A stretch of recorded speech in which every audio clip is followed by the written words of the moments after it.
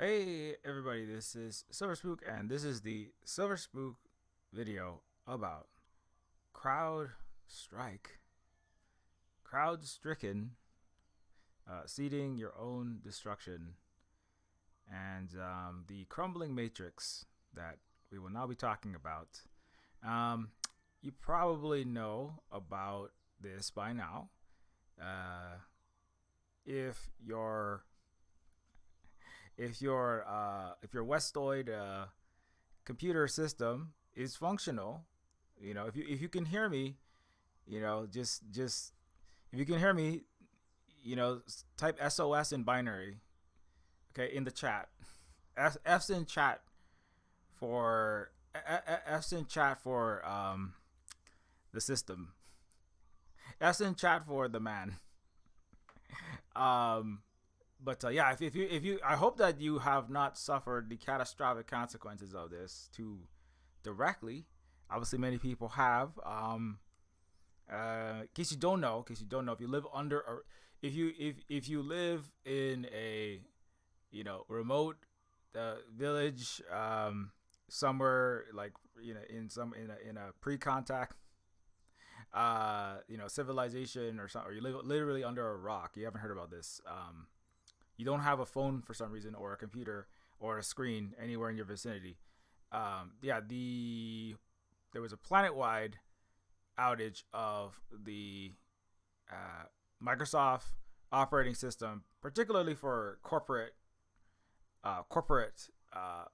versions of it, that caused catastrophic, the world's largest catastrophic global system error, massive bug glitch, snafu, fubar in the military sense. What it caused was all planes across the entire United States to be grounded. Across the world, many planes had to be grounded. There were delays. There were hand printed boarding passes with flight times and gates written like with pens on paper. It's actually like it's a very silver spook. It's a very silver spook, silververse, terminus machina Neofeud thing to happen, and it sparks joy for me. No, well, I do drink the tears of I do drink the corporate greeds, corporate greedy dickwads tears. I do drink that. I find great joy in that. I wanna like pop like a champagne cork, like put on like my Matrix trench coat, put on my Neo glasses or the Silver Spook glasses. The Silver Spook logo. Quick aside, that Silver Spook logo comes from the main character of this. It's a kind of a avant-garde artistic representation of the main character of a video game. Terminus Machina, unlike CrowdStrike, Terminus Machina is a better programmed, will not just cause complete destruction of the global economic and financial system accidentally. It wasn't even a cyber attack. But Terminus Machina is a game that I programmed. I'm a programmer, artist, writer, music producer, etc. I'm not the best at all of those things, but I am more competent programmer, okay, than the underpaid, underpaid, undertrained people that have been mismanaged by the Western capitalist corporations like CrowdStrike. And Terminus Machina is a game that you can get, and you can play this right now. It's a game. It's just literally the line. Terminus Machina is a game where you take on the role of a hex-gen network, decentralized movement of activists resisting economic pillaging, connected by an unholy alliance of big tech, big military, big finance. And it is a game where a homeless socialist hacktivist revolutionary does directly assault with cyber warfare. Jailbreaks, hacks the prison, automated robot police and military prison systems, and jailbreaks like the worker slaves that are all being locked up in the giant prison industrial complex that has become what used to be San Francisco. This is the Silver Spook character, and fleets of autonomous drones crush a world-class war, also happening right now. A world-class war is erupting, and automated drones and Hellfire armed, just completely AI automated drones and F-16s are blowing up San Francisco, and robotized police being programmed by the worst, most duplicitous pro-imperial hackers are fighting against Silver Spook, who is defected to, the mass uprising. And he lives in a cardboard box, and he eats, radioactive algae that he scavenges from the sewers because it's illegal to grow your own food, and they carpet bomb any rooftop gardens or indoor mushroom operations, and any solar panels you put up, they get blown up to prevent electricity and food security in the dying San Francisco and in the dying United States, that's being crushed by its own ruling class, the plutocracy, the Plutos as they call it. So Silver Spook, and this is a game, and this financial collapse, hyperinflation. Silver Spook is also Silver Spook because the U.S. dollar collapses. And I wrote this 15 years ago, and silver is the only currency that functions, right? It's obviously all the smart money across the planet is buying up with gold right now. But silver is the only currency that works because the international digital infrastructure is imploding. You can't go on Facebook without being targeted for a drone strike if Facebook works at all. The corporatized internets don't function anymore. It just completely total system fail. I'm not saying I call it, but I'm sorry. I call it. I call all of it. And people are forced to use silver, try to grow their own food while being militarily and police and militarized police and digitally hindered and hampered at every stretch. The semblance of democracy is already imploded. Just like mega billionaire run enclaves that are guarded by fleets of autonomous drones, robot police, razor wire. Have already erected in these, like there's like the JB Morgan Bank Tower. There's like a Mara Bank city. It's like a city that's like built within or outside of the bounds of the greater American, population. And so, anyways, so Silver Spook is a character that is trying to survive this. McSwift's is a place where you can get a too big to fail burger, right? You can get a hyperinflation wrap where you literally eat. It's like rice, like thin, thin Terminator seed based, overpriced rice paper wrapped around, worthless money. So you just eat money because the money is not worth anything. And then you have a too big to fail burger. All the hamburgers cost like $600. And you can eat and there's also an eat your own children burger. It's called the Jonathan Swift burger. Eat your children, right? As the U.S. and Europe completely famine themselves, as they did to the Irish, as part of what they did to the rest of the world under colonization, mass starvation. It's kind of like a flour massacre of your neighbors. But like literally. So that's where the U.S. is going. That's where the West is going. And I'm sorry to tell you the bad news, but I made this game 15 years ago. I'm just saying.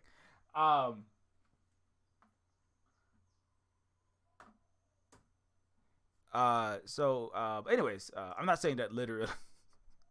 You're not literally gonna live in the world of Terminus Machina where fleets of autonomy. You have to wear silverized trench coats, right? Because this is that Silver Spook's anti-drone cloak. This is just gonna be an ad for Terminus Machina, but it is relevant, I think.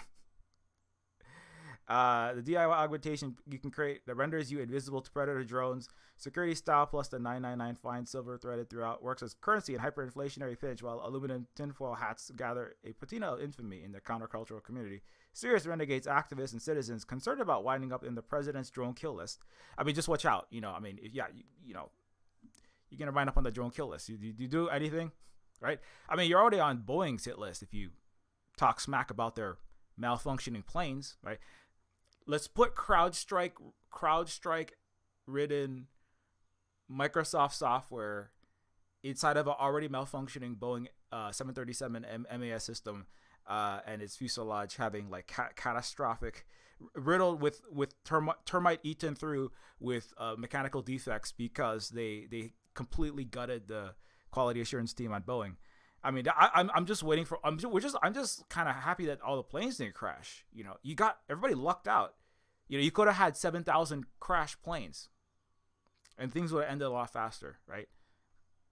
As it stands, you just had over a day of grounded planes and complete collapse of the entire economic and financial system for large swaths of the earth.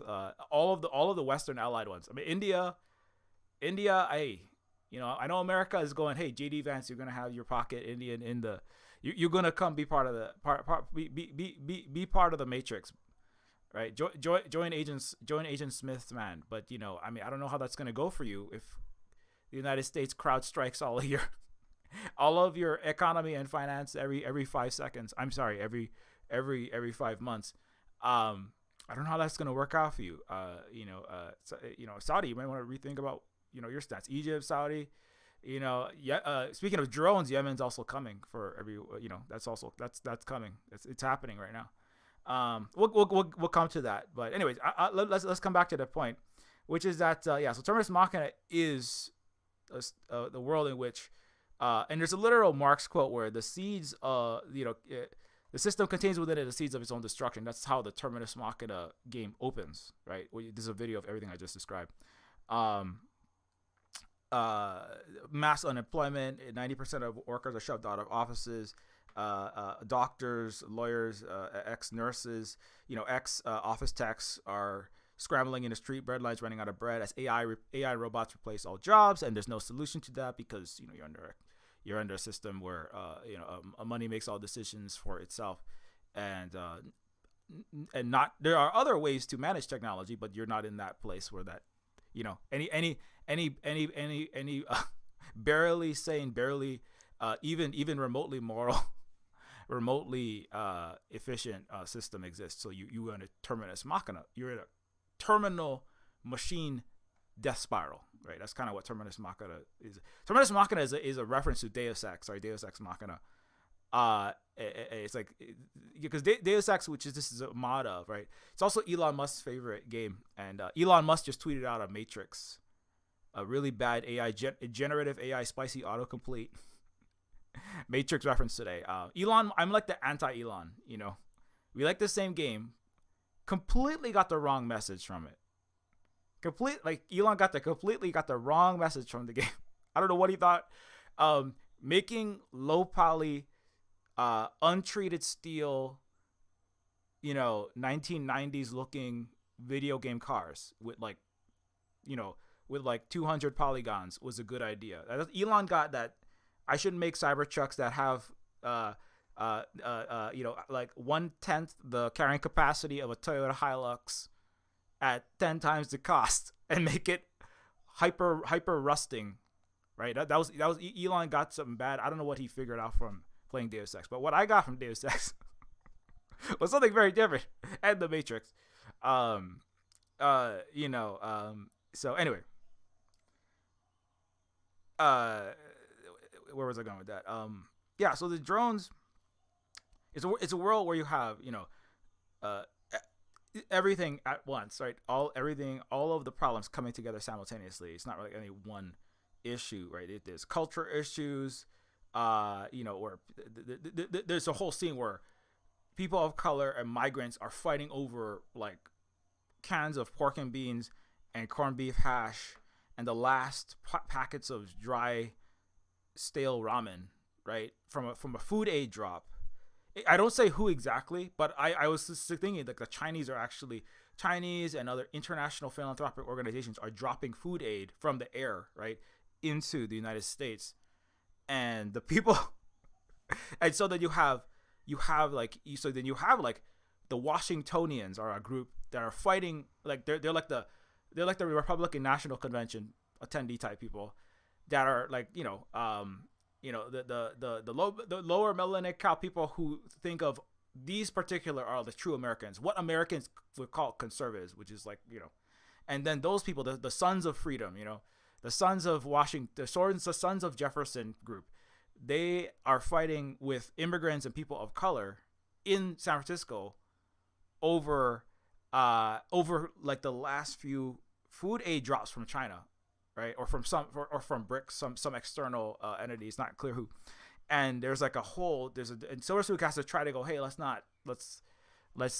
try to like punch up and stop fighting over this, and like let's now obviously Silver Spook is like, if you really push me, I'm a person of color myself trying to survive in this dying empire as a ex spook. He's a Silver Spook is because he was a intelligence operative slash police slash military programmer, which is all the same thing. Programmers and make up the bulk of the military now. Actually, if you look at it closely, it's like a lot of people that are working in psyops, AI, cybernetic warfare, this hybrid warfare.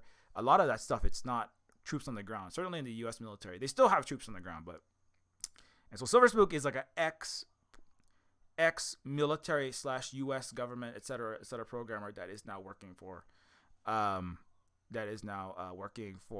well, he's not working for anyone. He's trying to stop this, and drones are trying to blow him up all the time. He's getting shot at. He gets waterboarded, fireboarded, like eats algae for dinner, right? He drinks Global Meltdowns, which is turpentine-based moonshine made inside of a dead high school / library. That's now a strip club run by some drug gang that the CIA is giving the drugs to. And so that they could try to fund their failing wars in against Yemen. So anyway, so it's a world where everything is happening, right? It's just like I call it like Terminus Machina and Neofeud, and especially Terminus Machina, really, because Neofeud is a little more surreal, but Terminus Machina is definitely like stylized journalism, right? You have the schools being blown up in America, killing all the children, right? I mean, have you heard of any place where the U.S. and the collective West send bombs and weapons and fund and give targeting information to, and that blows up schools and blows up civilian area? Have you ever heard of any place like that? Like, I don't know what the access to the truth is like in between CrowdStrike outages and trying to work your 3 jobs to pay your rent to your plutocrat landlord. I don't know what it's. Have you heard of any place that's been drone stricken and killing children? There might be a few places like that around the world, right? That the U.S. and all of the G something or other allies are working on blowing up. You might have heard of it. Anyway, I can't really talk about it on here because the Matrix has my YouTube channel, and they will not allow you to access it if I talk to directly about that. Anyways, so but yeah, so you have drone strikes, you have just total obviously collapse. You have to make IEDs. I mean, again, this like a lot of this was actually based on resistance in the Middle East, right? Iraq, Afghanistan, Palestine. It's actually based on like what people were going through there, which is like having to make some kind of remote detonating laundry detergent strapped to a laundry detergent and Miracle Grow fertilizer strapped to a broken reprogrammed smartphone with a Nokia brick trigger mechanism, and then trying to wire together 12-volt batteries and a bicycle bio-powered electricity system. But that's what people were doing. I mean, they've been doing it for a long time. It's been happening all over the world. It just wasn't happening in the United. And they're making you can make an IED, improvised explosive device, to blow up the invading military. There's like Ed 209 looking robot warrior, robot military occupiers. You got the robot police. You've got just regular police. Although mostly they send in the robot police, kind of like ISRAEL. They prefer to have their drones with the machine guns on them. But that doesn't ultimately really secure large areas for long periods of time. But anyway, So you have to use these to kind of blow up the billionaire, bankster forces that have completely eaten out whatever remained of the former United States, and so you have to kind of try to just not get yourself killed, and you have to be directly militarily fighting back, or you're starving to death. It's like everybody's just, in the streets, it's just mass starvation. It's just like, there was that article this week. The Chinese now have on average, average Chinese citizen now consumes more daily protein, and also just higher quality, healthier food in every category, actually. Fresh food, fresh fruits, fresh vegetables, the access to like A, B, B6, B12 vitamins is all just higher and better quality. But even like protein, like they consume more than the average American. The American and the West is moving towards starvation. They've already been slowly undernourished, even though people don't realize it. 70 million Americans were technically in hunger at some point, starving at some point. Not starving to death, right? Not quite like GAZA, right? Starving completely to death, like just like bones. But there have been malnutrition deaths. There's more malnutrition deaths in the U.S. than China or Vietnam, and many of the countries that the U.S. would call like backward, authoritarian, etc. The U.S. has actually a higher, and 70 million in 2022 were hungry, starving at some point. So that's just going to increase. Britain's starvation rate. Britain has a higher. That's like 1 in 4 people, right? 1 in 5, 1 in 4 people. That's going to increase. Britain has a starvation rate that's like 50% or possibly double America, because they have even less access to food. The children in school lunches are just abysmal in Britain, if they have any. So that is going to increase. That's going to go up a lot. And obviously the inflation is part of that. And so like the economic factors, the hunger, food security, energy security, the cultural, like the racial differences, ethnic differences, it's a whole entire can of worms, right? That happening. You've got the economic dimensions of the financial collapse. The main character is like trying to tank global corporations headquartered in the United States, like Coca-Cola and Agrigen and JB Morgan Bank, and so all of that is happening. The system and interlocking systems are all simultaneously collapsing. They're also being assaulted by the resistance, which is struggling to Holly and I, we just showed our kids The Matrix yesterday. Very relevant, right? Where it's like everyone is simultaneously a possible agent of the system, right? Even though you're trying to help people are also agents of the system, and they don't really even know it, right? Because they are raised and they are growing up within that system, right? Not just in the sense of computer code, right? Like Crowdstrike, a corrupted malicious code, but also like in the sense of their culture, what they believe about history and what is a good economics. It's a brainwashed place, right? And so anyone, you want to help the people, but also you have to be careful because the people will turn on you. And obviously you can see that in your organizations that you might be in. People COINTEL, but just people's what people believe and think about reality is incorrect, or they might make choices to throw your left organization under the bus for their own benefit, to try to, sometimes just for legitimate reasons, to try to survive, or because they just don't understand, or they don't understand enough and they make mistakes, right? So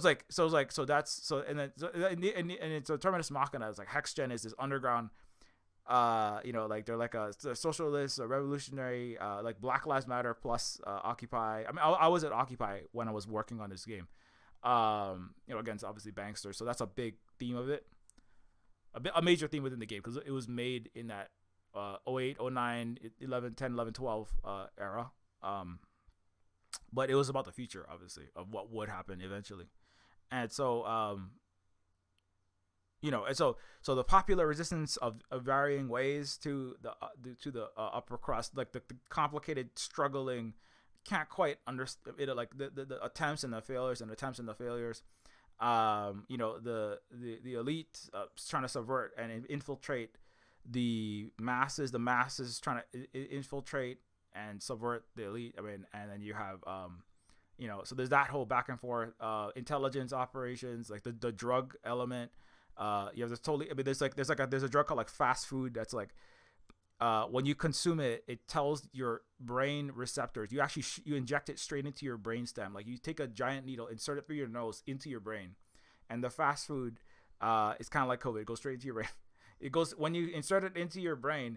It goes into your hunger center of your cortex. It goes into your hunger center. It's not your cortex, in your reptilian region, and it tells your hunger centers that you're not hungry anymore, right? So it's a drug to relieve the pains and the pangs of hunger because everyone's starving. That's the latest drug, and everybody loves it because then you feel good. But eventually, you starve to death, right? So that's the drug. It's called fast food, so there's a drug component, and of course the U.S. government and the Western governments and corporations and the capitalist system, they are the ones that are obviously peddling that stuff because they're the ones who have done this since the Opium Wars and the entire time in the last 500 years, and they're still peddling this stuff and killing everybody off, hoping that everybody just kind of dies off, kind of like everybody getting a mass disabling COVID, mass killing, mass disabling virus, and hope everybody just dies. So that's in there, which is what's currently still happening. Although I hear that there may be a oh my goodness, there may be a bargaining moment where we might have to actually live with this long term. Kind of like, wait, climate change might actually be a long term thing. Climate's also a problem. Like everything's burning, everything's on fire, which is part of why the crops have failed and people are starving and fighting over food. And being told to keep fighting each other and don't punch upward, just punch outside, laterally punch and shoot at each other. In the civil war is already ongoing in the U.S. in this game. Like hot civil war is already on. It's just kind of like it's not like a formations of military march at each other like some 1850s 1850s Confederate LARPers fantasy. It's just people randomly attacking each other, stealing from each other, forming a small militia to raid a Chinese and Russian, free Chinese, Szechuan beef and like high quality protein and vegetable filled lunch box, right? Like crate shipping container drop right from the air. And then people form a small militia and then shoot each other in the militia over which of our team that raided which of our Republican National Convention men's rights activists white sons of freedom gets to eat the actual can of pork and beans or the can of Chinese the high quality Chinese lunch. Who gets to actually eat that with a full carrot, a whole diverse range of carrots and vegetables and spices and fruits that are cooked well and seasoned properly, and not just like a undercooked, oversalted, piece of steak and some potatoes. And so I guess a lot of people are gonna be like, well, I don't really want to eat that because I don't like things that aren't like. I'm a 25-year-old grown man, but I only still eat, dinosaur chicken nuggets, and that's it. Anyway, that's part of malnourishing. Actually, also is that you don't have that full range of food, but that's part of it because the food lobbies don't care to diversify, and salt and fat alone is its own kind of heroin. This is what fast food, a lot of it is just getting people addicted to, like oversalted food, and food that's like use way too much preservatives and additives in order to make more money, right? And so that's actually another whole part of that, which is the lack because as a native person, the food deserts are part of the white man's bullets. Anyways, So we know that all too well. But then also everyone needs to die, not just Native people in the West. There's too many people, right? As Malthusianism goes, from the ruling class's perspective, there are simply too many mouths to feed. So, we have this great solution. It's called eat your children. Anyways, not literally. Don't do that. That's illegal, and it's it's frowned upon in most cultures. Not in the West though. They eat mummies and they eat sometimes their own children, including metaphorically in a sense of not having families and treating their children like property. We'll come back to that one maybe later on. Anyways, let's get back to the Crowdstrike. I'm like way off. So that's Terminus Machina. Terminus Machina is about total systemic collapse, right? Total systemic collapse of, again, food systems, energy systems, access to them, the racial problems, colonial problems, global the global South versus global North. You have immigrants coming in. There's like the North Pacific garbage vortex has like millions of people that the Europeans and Americans just dump there. And then a lot of them are like getting into, and they're moving into the U.S. and into Europe. And then the people are getting mad about the immigrants coming in, right? And then they're fighting with so it's the immigrants versus the immigrant versus the Western citizen. You got the that whole thing, and they're like, well, I mean, if you didn't blow up and destroy our countries, we wouldn't be coming in, right? And so there's that the like those problems are in it. There's obviously the computer problems, collapse of computer systems, weaponization of computer systems, surveillance, mass surveillance, and then you have like the economic system, financial explosions, financial collapse. You have the military, the police, weapon, like putting the military in the police, the military doing the work of police, the police militarizing. I mean, the prison system, which is just listen to the System of a Down prison song if you want to hear about that. So it's like all of everything just coming together and then self-destructing. I'm not talking about Crowdstrike specifically, the event. I'm just kind of spiral way out, I know. But so seeding your own destruction at the root kit of it all. That's a hacker joke for you. That's for Aaron. I don't know. Aaron might listen to this. Aaron is my friend that works on. Quick shout out to Terminus Cyberstar. Terminus Cyberstar is the sequel to Terminus Machina that and you can follow it on Twitter at Terminus C. You can follow it elsewhere, but at Terminus C, and you can also join our Discord there if you would like to. Terminus C is a sequel to Terminus Machina, which is a low poly cyberpunk immersive sim in the vein of the Deus Ex games that I made. As I said, Terminus Machina is the original that I made the mod using the Deus Ex engine. Mostly it was just like Neofeud. It was mostly just me working on it myself. Terminus Cyberstar is just the content director and the lead writer, so that means that like I give them the blueprint. I kind of wrote up this is ideas for what to put in the game, the overview of the game, like how it will flow, what kind of characters, what the world is like, and the team is working on this. And it's a Silver Spoon game because you have Call of Colonialism. It has a Silver Spoon edge in it. For sure, and but it's a 3D world built in a modern engine. It's higher. It's not like modern AAA game level of like on a realistic looking graphics. It's meant to look like a low poly a game, but it has some. It's using not using Deus Ex. It's using I think Unity, Unity engine.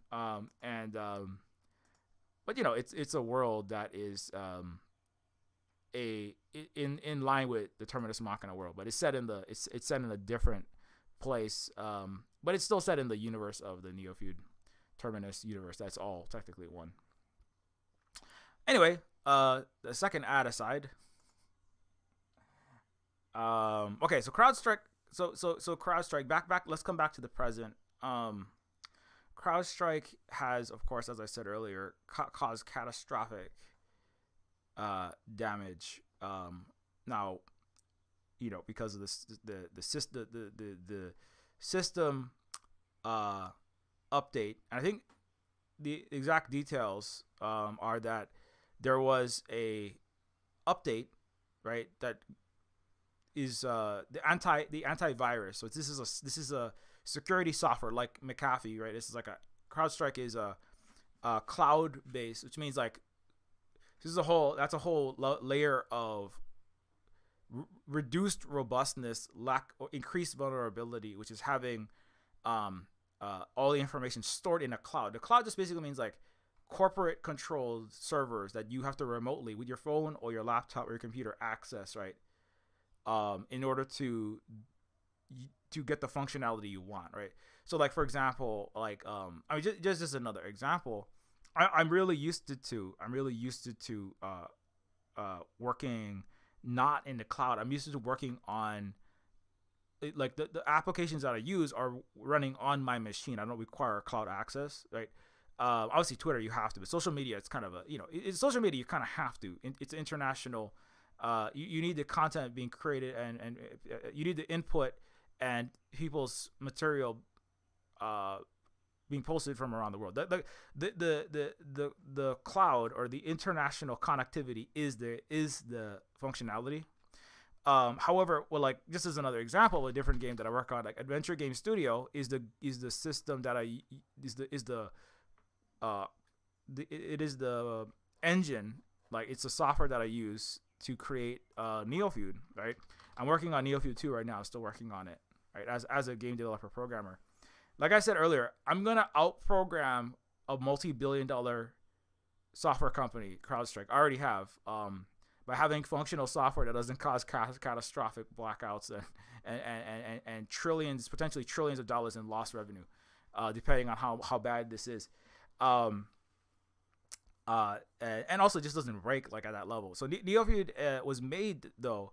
The game that I made after Terminus Machina, it is a game that I programmed and I created the art and the music and the writing and animations for this game in the Adventure Game Studio engine, which once you install it on your PC, like I have it installed on this PC, right, on my computer at home, it will run, and I don't need internet access to connect to a system that I can then allow me to do my programming and do my game development, right? Like it's the difference between like Microsoft Word or like a open source Word program and Google Docs, right? Not that Google Docs is fine. It's hard to do co-authoring a document, or some other, I mean, Google Docs is familiar to a lot of people, but like an online document editor is more convenient when you have many authors. Like if somebody is in Tanzania, someone else is like contributing from, India, right? Like let's say like the CrowdStrike programmers are trying to write up an explanation to their boss of what happened, and you got one employee in India, one employee in he's just waking up in New York, and the one in India is going to sleep, and they're all like, what do we tell our boss, right? And they're trying to co-author a document or why please don't fire us and sue us into oblivion. And Google Doc, online cloud software can be convenient for that, because it's hard to, somebody could start composing a document, email that over to someone else, they could add something and email it back. But there's some things that collaborations can happen better and easier through just like online cloud-based solutions, right? At the same time, that makes it vulnerable, right? Anything that is hooked up to the cloud, if that server goes down, like people had games, right? That you had to, games as a service was a thing where if you don't have the connection, you don't have internet connection, right? I think Steam games work that way as well a lot of the way. If you don't have internet connection, you can't play your game, right? So if you can do a lot of collaborative. It enables new things you couldn't do before by having that cloud functionality, or the server doing the computing and then you just accessing that and then contributing to that, because of the international collaboration aspects that I've just brought up. If you go to work and you work in an office space, like in an office tower with glass and steel and concrete, these giant pyramid schemes to jack up a global rentier capitalist corporate greed scheme called commercial real estate. I'm sorry. If you go to an office and you work there, you type code into your computer, or you write into your document, or you create something right in the work. You create a PowerPoint. When you come home, then that's great, because then you can with a cloud, with cloud saves, with cloud storage, you can open that up quickly at your home computer without having to move files around. Put it on a flash drive, email it to yourself. I used to email lots of things to myself. Put things on flash drives when I would work at work, and I would come home and I work on something some more at home, right? So the cloud does speed that up. It adds a layer of convenience, but then it also adds layers of vulnerability. If the cloud goes down and you don't have backups, one thing I was listening to non-Western people talking about, like, they said it's a good thing that we have many backups. We don't use one cloud service. This now. These are non-Western, non-global North companies, but they're like, it's a good thing that we didn't, because if we did, we would be in big trouble. The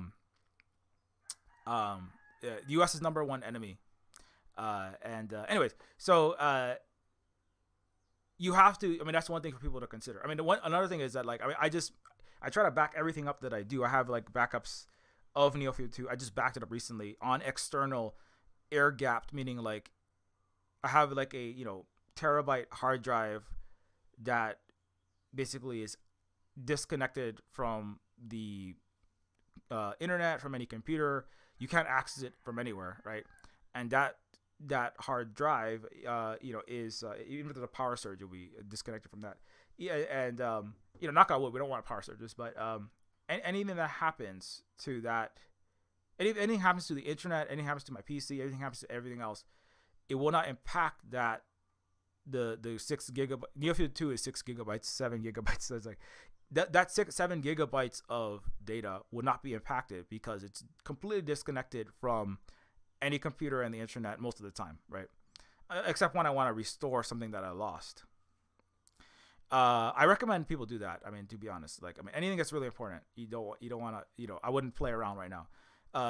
This is one accident. This is guaranteed to happen again. Guaranteed to happen again. Something worse than this is going to happen.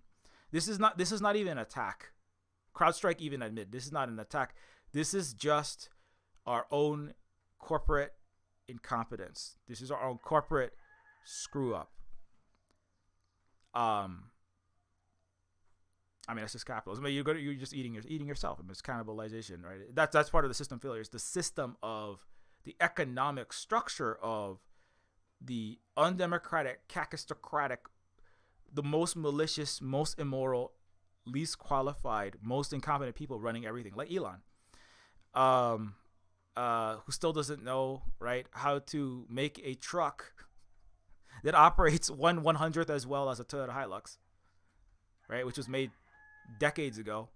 The incompetence of Elon. This is just the incompetence, not of Elon himself, but the incompetence and inefficiency and immorality and just vulnerability and fragility of a capitalist system that collapses every 4 to 7 years on average. And also internally, the corporations have massive errors, because you have the people that need to have the resources and need to have their support not there, like the workers, right, that are constantly being crushed and squeezed, and the management that's making horrible decisions because they don't know what they're doing. They're not competent people. They're just wealthy people, and they're good at gaslighting and lying, right, and elbowing and nudging closer to the CEO. Sometimes they're the son of the CEO, who himself was an incompetent, probably white guy like Elon, but also wealthy, landed. Family was probably an aristocratic family in Europe at some point, like Elon, or like Bill Gates, who got millions of dollars of loans to make Microsoft, which is part of the collapse of this Microsoft's own internal vulnerabilities, which is a rickety old monstrous dinosaur broken piece of garbage that everybody knows that. But then there's what are the other options? Lots of other broken capitalist garbage. Um, so so so so in that sense, right? This CrowdStrike is a this terrible event that has shut down airports, hospital devices, like this horrible, right? Electrical, in some areas electrical grids have gone down. Business have closed, stores can't operate. Only the old lady who still cuts out her coupons from the newspaper, right? These old pieces of flattened tree bark with black marks, etched into them. They're called newspapers. In case kids don't know what they are. So you open up this newspaper, you cut out the coupons for like, buy, buy two Twinkies, get one free. And the old ladies that are bringing those in, that are like 85,000 years old, right? They bring that in, and they they give it to the cashier. It takes a little bit longer, right? Because they got to get all their coupons out and they got to bring them in, because that's what they've been doing for the last their entire octogenarian life, for the many decades they've been around. But those people who still do that, I mean, they might often have cash, or they pay with check, right? And that's the only thing that was working. So people who are paying with cash and check got through the line faster. Usually it takes them a bit longer to pay by cash, or to pay by check, and sometimes to pay by cash, and to pay by to use coupons. But now they're going through faster, and everyone else is just stuck there because they can't access their digital systems for credit card payments, the chip payments, and other payments like that. And that's another vulnerability. You can't do any commerce if you can't do even capitalism, because a capitalist system that underpaid, overworked, and mismanaged the CrowdStrike company that caused this destruction, caused this mass planetary snafu system failure, right? Means that you can't even do the transactions. You can't buy and sell goods in stores, in your Walmart, in your Safeway, in your Target. You can't get on the plane. The planes are all grounded. You can't sell vacations. You can't sell anything, right? As long as that's running. There's so many. It's almost innumerable, the knock-on impacts of this. It's just really like everyone's just lucky. It could have been way worse than that. It could have been complete. It's a good dry run of what happens when you have a real catastrophic, leave the world behind catastrophic failure, right? This is not an attack. The ironies of, the ironies of who has lobbied and thrown around Russian and Chinese hacker and North Korean hacker attacks on the U.S. and the West and its allies. I'm gonna get to that. The ironies of that are just crack me up, man. Because this is not an attack. This is not the CrowdStrike and the U.S. have all admitted. This is the U.S. military have confirmed. It's not the Chinese and Russian and Iranian and North Korean and North Venezuelan and Venezuelan and Cuban Russian digital missile crisis. This is not a foreign actor, U.S. enemy attacking the United States. This is your own internal screw up, your own internal failure. It's like that. The Chad Mao Zedong China meme where the China does nothing and wins, right?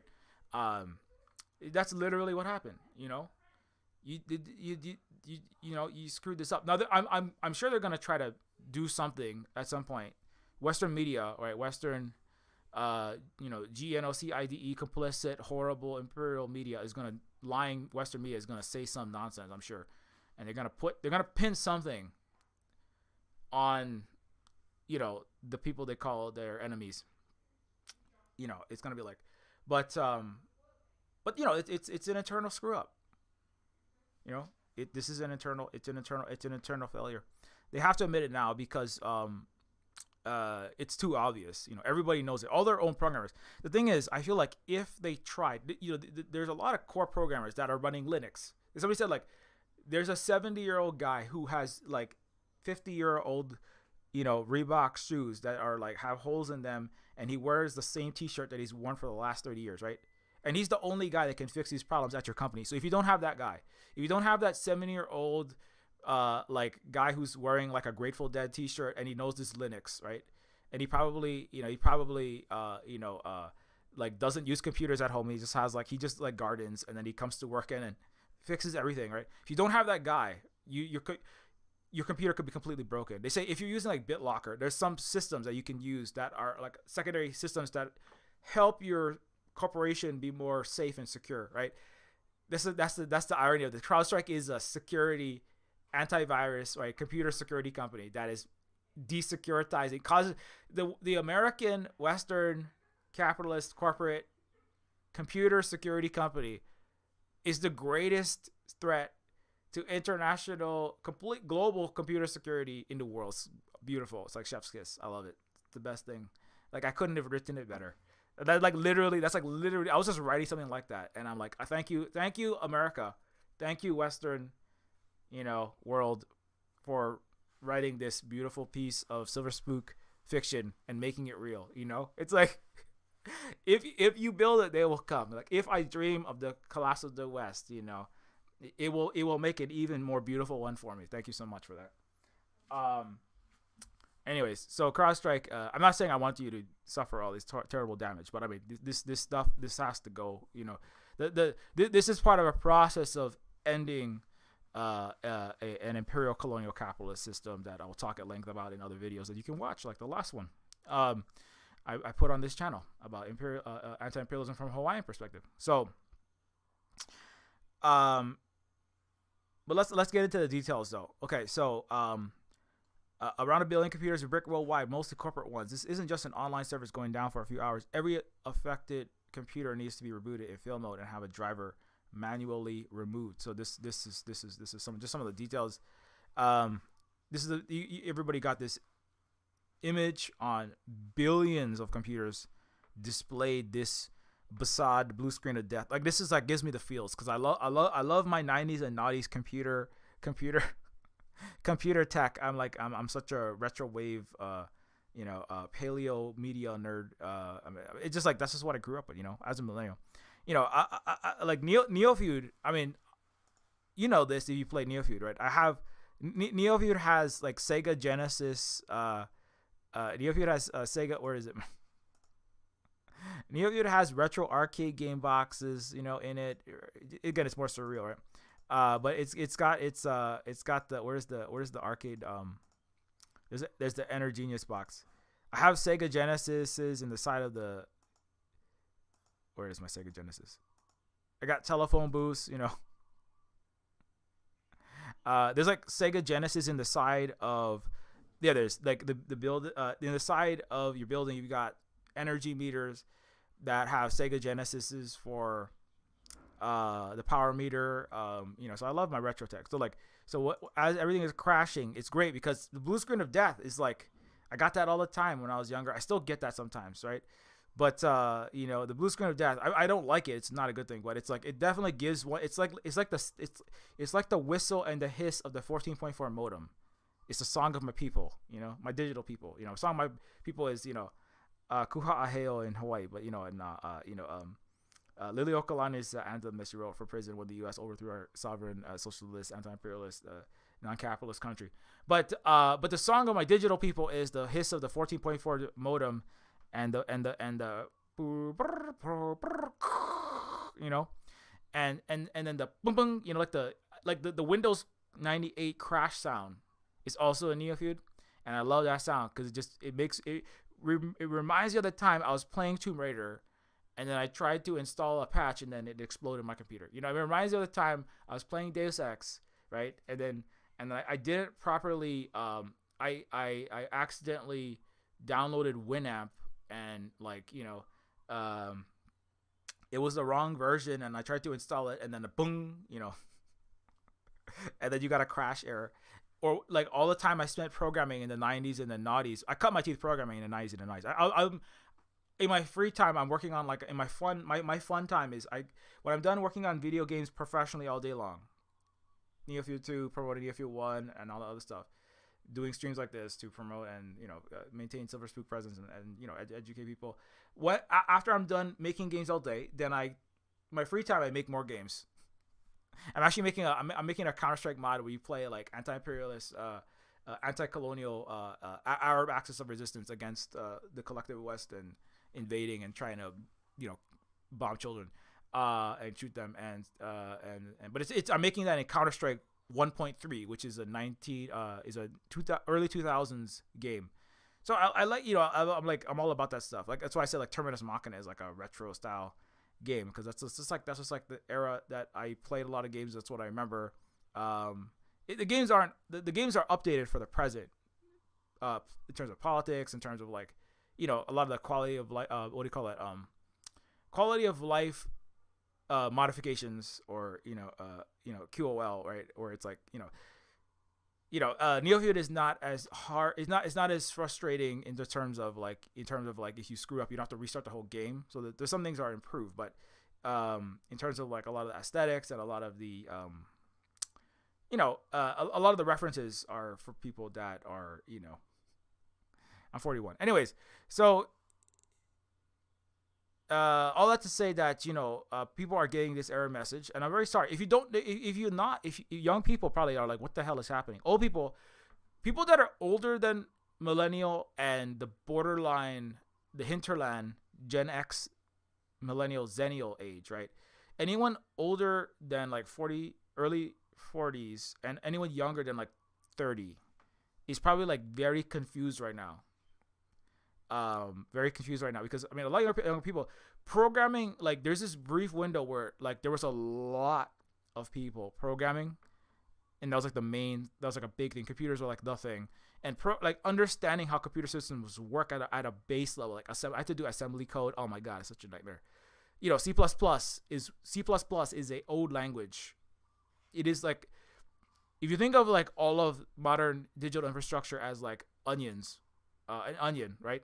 Not like Shrek, but like, because I don't even know what the hell that means. But if you think of the layers of modern computing, you have on the very center, right, the kernel, you might say, which is the inside of a seed, the soft inner part of a seed, right, which is also what is breaking down into computers.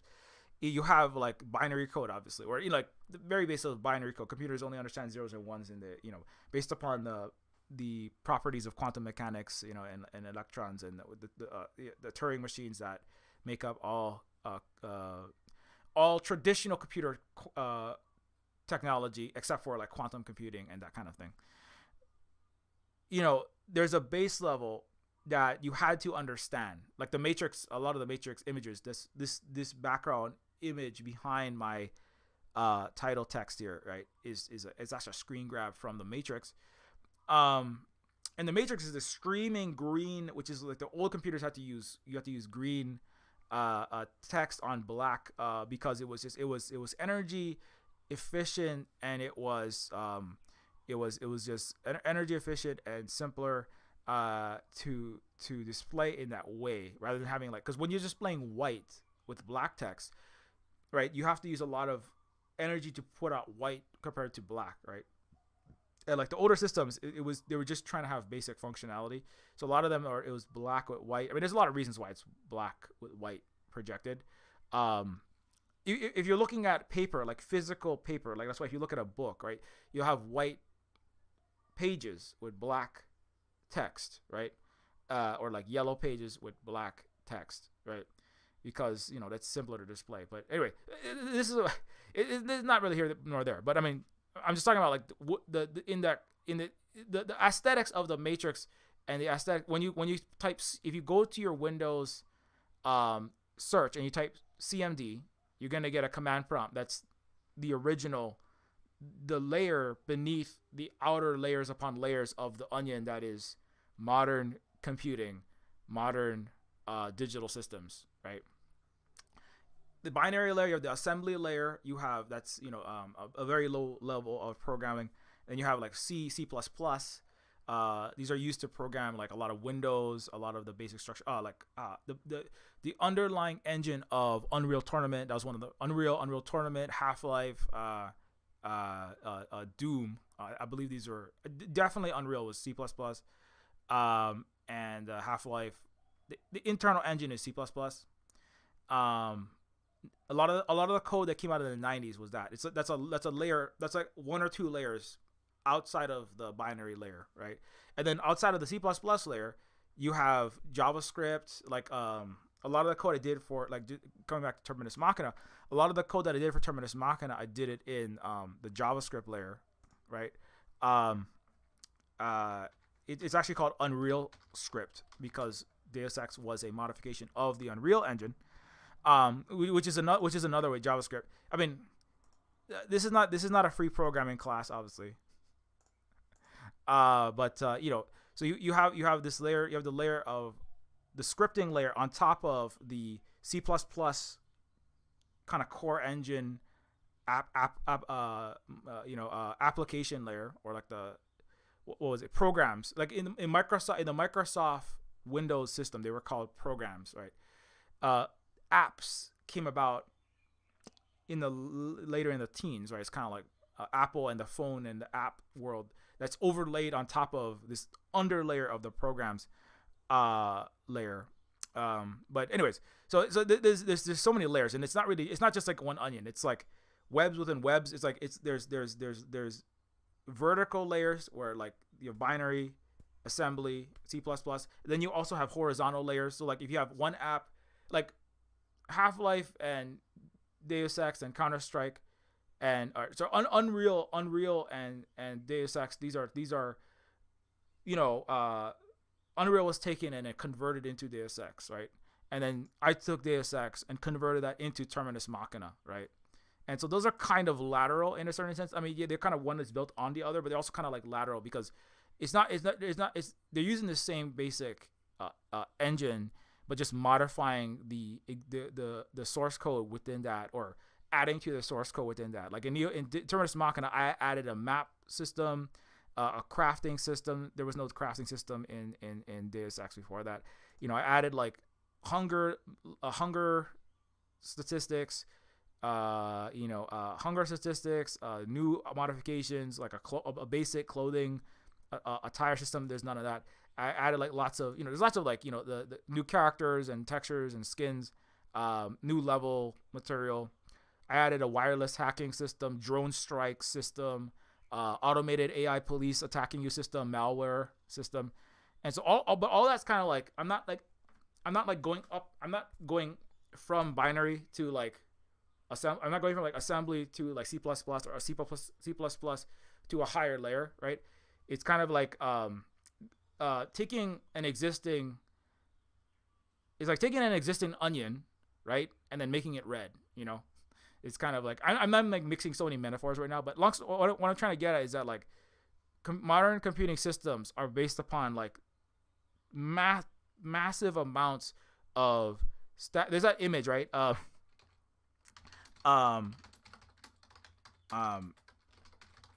is that? There's that meme with the blocks, when the there's that meme with the blocks stacked on top of each other. Oh man, yeah, this one, right?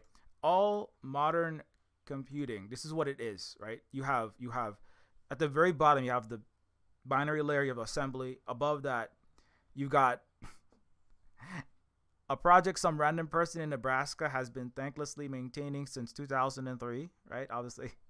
And then you got JavaScript, and then above the JavaScript you've got I forget all of them, but yeah, like SQL. I had to learn that in college. SQL, that's like database stores that banks need to have a lot of bank programmers need to have a lot of that. SQL, you've got JavaScript.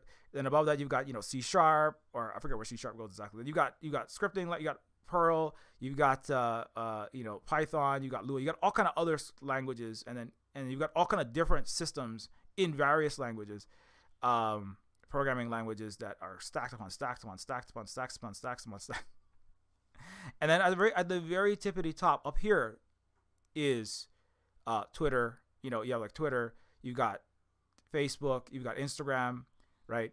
You've got Squibbler or Bleeder, or all these cutesy modern Silicon Valley startup BS crypto bro names. You've got NFT. You've got generative AI nonsense at the top up here, wasting trillions of dollars, putting out spicy autocomplete, telling people to use Elmer's glue to stick the cheese to their pepperoni pizza, and take out homeless people when you have the urge to commit homicide. That's what. That's the greatest money making opportunities. I mean, generative AI is its own entire terminus machina, total system failure at the very top.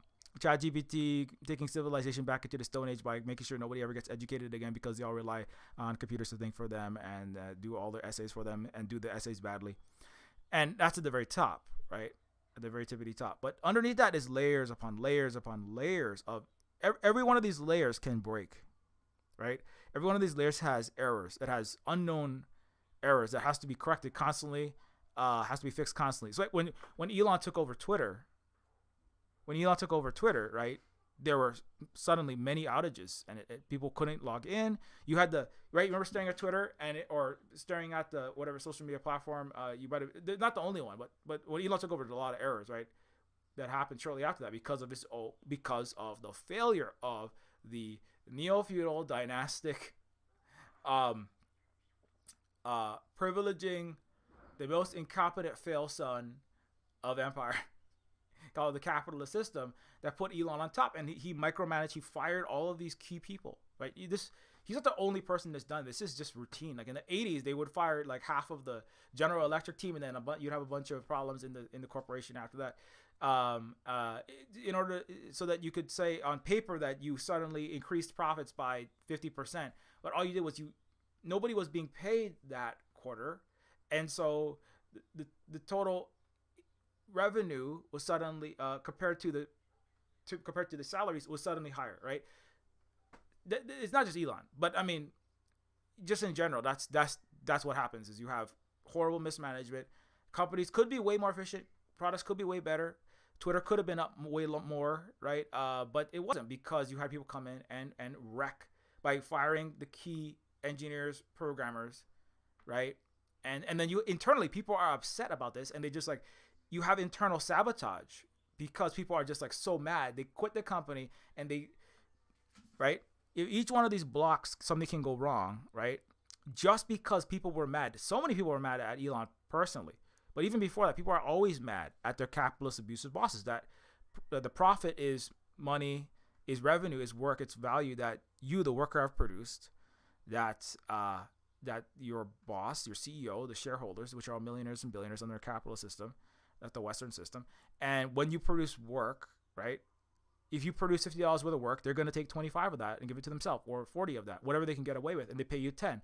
And they'll pay you 20, and you go, wow, I'm being paid what I'm worth. You're never being paid what you're worth at a capitalist corporation, because that's what the profit is all the money the parasites at the top are stealing from you.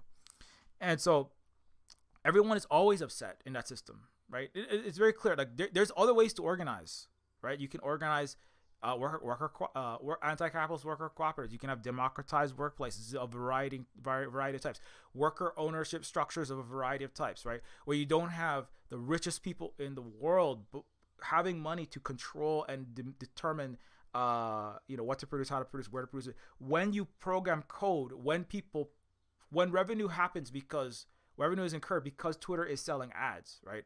When revenue is brought in because people are paying for blue check marks, or whatever is bringing revenue, right? That revenue doesn't have to go to Elon and shareholders, right? It can be redistributed. Everybody could get a bonus. If you work at Walmart, you don't need to be making $10-12 an hour and having to be on food stamps. You could take, if you're putting in $50-$60 or $100 of value, you could make $60 an hour or get a $70,000 a year bonus, just like Huawei employees do, because it's a worker cooperative, right? But you don't, because the West prefers to organize everything in a capitalist structure, which is a knock-on version. That's just what they've always had, really. But it's the neo-feudal colonial capitalist structure. And so if you don't, but organizing things in that way is a economic system failure, right? Because the people who have to maintain these layers, right, are always upset at their bosses, right? Oh my God, I hate my boss. How many times do you hear that? a day, right? Nowadays it's like, oh my God, I'm ready to go full Mao Zedong. I'm ready to go full, where's the guillotine, right? But I mean, people have always hated their bosses because they're always incompetent, privileged people who don't deserve the positions that they have, because that's what capitalism is. It's a system of mass economic injustice, based upon layers upon Western imperial unhealed horribleness in every dimension. And so when you have people that are mad at their bosses, mad at their company, hate their company, they're like, I have to work here, but I hate these people. I hate this. And they're screwing me over. They fired my friend. They didn't give my buddy severance. They crushed our union. They lying to us. They had this corporate training where they talk about we're all a big family, and they gave out donut holes. And the next week, they screwed us all over when like they removed a bunch of our vacation pay, right? And I'm pissed off, right? So upset work. I mean, this is the natural state of the Western world and the capitalist world. You're going to be upset. Now, when people get upset enough, right, they're going to just not do the best work. They might just put bugs into the software. They say the average worker in the Western world, in the Western upper middle class, is not doing work for 6 hours a day. A lot of people just are actively, maliciously stealing things from work or just attacking their own workplaces, including like adding bugs. Just because why should I put 100% effort in when the boss, he isn't putting any effort in? He's putting 5% effort in. Why am I going to put all of my effort into a company that treats me like crap, that abuses me? In this, it's the family structure of the corporation, which is just sick. It's a non-family structure, but they tell you it's family, but it's not. It doesn't matter how many bouncy balls and self-care, bombs, self-care bath bombs they give you. They don't care about you. You're just a cog in their money-making machine, right? So you're gonna add errors. You're just not gonna put extra work in, right? Now they call it quiet quitting, but it's quiet quitting. I'm not gonna put. Why should I put extra work in? Why should I? It's not quiet quitting. It's quiet asking for my basic dignity and quiet standing up for yourself. They call it villain era nowadays. The younger, like Gen Z, Gen Alpha call it. I'm in my villain era. It's called, I'm not going to answer your email at 12 midnight. I'll answer your email at a reasonable hour, because people are expected to work like 24 hours a day. I'm not going to work past when the bell rings and my time is up. I give you 8 hours of my day, and that's it. I'm not staying after work to fix the code that you broke, Elon. I'm not staying to fix the code that you broke because you fired the half of the lead engineers, CEO of Crowdstrike, CEO of Boeing. You fired all of the 35-year veteran techs that could program the Boeing autopiloting AI system so that the planes land properly. I'm not going to stay overtime and fix it for you because you're paying me garbage. You're just golfing all day long and going on vacation. I got to pay my rent. My wife has COVID. I got to take care of her. I'm not staying and doing work for you, right? It's just people. That's just like getting your basic sense of dignity back. That implies that much of the West has never had any, and that sucks. But it's the truth. And but it's like going like, I'm gonna stand up for myself. I'm not gonna accept this anymore. And you shouldn't, right? But that causes vulnerabilities. People like go, I'm gonna quit Twitter, and when I quit, I'm gonna add all kind of bugs into this code.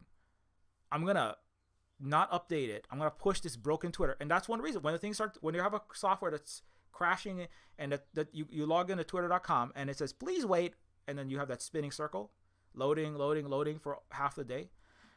Part of that is because of capitalist inefficiency. Because Elon said, I want everybody dress up like everybody dress up like Neo, and call me the cool Matrix protagonist, and everybody code like the way I tell you to. Elon literally came in and he said, okay, but you got to code Twitter the way I tell you to. He broke, and internally there's thousands of Reddit posts that are basically just like, this guy is absolute horrific, complete useless person. He's like completely unskilled, useless person. He's breaking the code because he tells us to put code in, and it's wrong. We have to put it in. If we don't put if we don't put the semicolons and the parentheses and the brackets where he tells us to put it, because he wants to pretend to be the master hacker from the Matrix, Mr. Anderson Neo, then if we don't do what he says and put this broken code in, he's going to fire us. So what happens is we'll type the code in. Once Elon leaves, we have to change the code back to what actually functions, right? I mean, he's like catastrophically bad, capitalist techno king. He literally changed his title to techno king at Tesla as well in the CFTC and the FTC filings. The U.S. federal government is required to send him his tax documents. You know your W-2s? Elon has to have techno king on his documents, right? That's hilarious. That just cracks me up. That's peak neofeudalism right there. That's not peak, but that's high quality neofeudalism. You have the king of America telling it. He's also getting $45 million a month to Trump. That's hilarious as well because Hey, actually, you know what? This is a good time. I just talk about Matrix, right? Elon shared a spicy autocomplete world-destroying generative AI video of Donald Trump, and oh my god. Speaking of the system crashing, so the economic, financial, technological, and now the political system also system failing, right? Not that Biden. Oh my god! See, look, Twitter's not even working. I can't even load this. Elon, Elon, I can't even properly stream about how much you suck because you broke Twitter again. So Elon posted this. Why does Biden have 2 ears?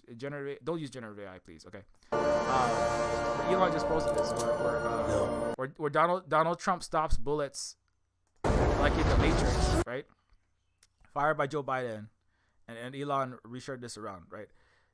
Number one, as I already said, generative AI is catastrophically bad for the world. It's a multi-trillion-dollar problem that doesn't solve anything. It's a multi-trillion-dollar broken plagiarism software. I've spent 2,500 hours streaming about that, I swear.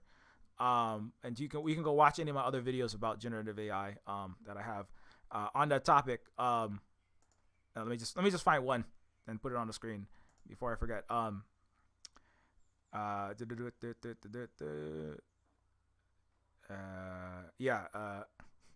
free is your mind? There's bureaucracy, degenerative AI, cyberbrain, biohazards, and many other things. Anyways, so I got lots of those streams, but so generative AI is a system failure. It's $1 trillion that have been spent that basically makes bad, stolen, kitsune titty anime waifus for a handful of horny failed sons of empire that have too much money, like Elon, right? It makes really bad. Also, each generative AI image takes as much electricity as 5 American households. If you use Google search, not only will the quality of the result be worse, and Google could tell you to literally eat 7 rocks per day, or put glue on your pizza, or eat poisonous mushrooms that are not. It's broken. It's completely broken. Google, Gemini, the Facebook, Instagram, all search is broken by AI, generative AI. And it's spicy autocomplete, making artists and writers unemployed, making garbage videos. So that it uses as much water and electricity as Germany plus another industrialized country. It's nightmarish, right? It's part of why your climate and water crises are happening is because you're making broken garbage software like generative AI to sell NVIDIA chips to just try to keep making money. Anyway, I could go off for too long on that. I gotta stop. So that's already a system failure. Generative AI is a system failure. It's a matrix break. It's a capitalism self-annihilatory snafu. And then you have Elon himself, emblematic of the entire collective West and all of Europe and the United States and everything that it represents in the colonial capitalist white supremacist sense. But then also in the capitalist sense, he is breaking Twitter, as I already mentioned. He's breaking Tesla, his ideas for the car, every single car he's put out has been recalled. It's losing market share to BYD, and even Huawei has cars, and China and other countries Iran has their own electric cars, and the West is losing to them. And it's not because China and Iran are hacking Tesla and making the computers pump out bad cars. It's because, like CrowdStrike, Tesla makes cars whose brakes don't work properly, because the engineers at Tesla also have said Elon would micromanage the way the Teslas are made, the way the Cybertruck is made. And the engineers, the competent people would say, Elon, we shouldn't make it that way because this is going to malfunction. Also, stop calling the police to break up our unions and pay us fairly. And Elon would say, no, I'm going to beat you up and you're going to make whatever I want. And I want to have this, and so his own capitalist management, mismanagement is why Tesla, in his big chunk, not just him, but the entire capitalist system, and him as emblematic of that, is why Tesla has fallen behind BYD and other countries' cars and other places' vehicles, because of his catastrophic causing system failures, and the capitalist system causing system failures. And so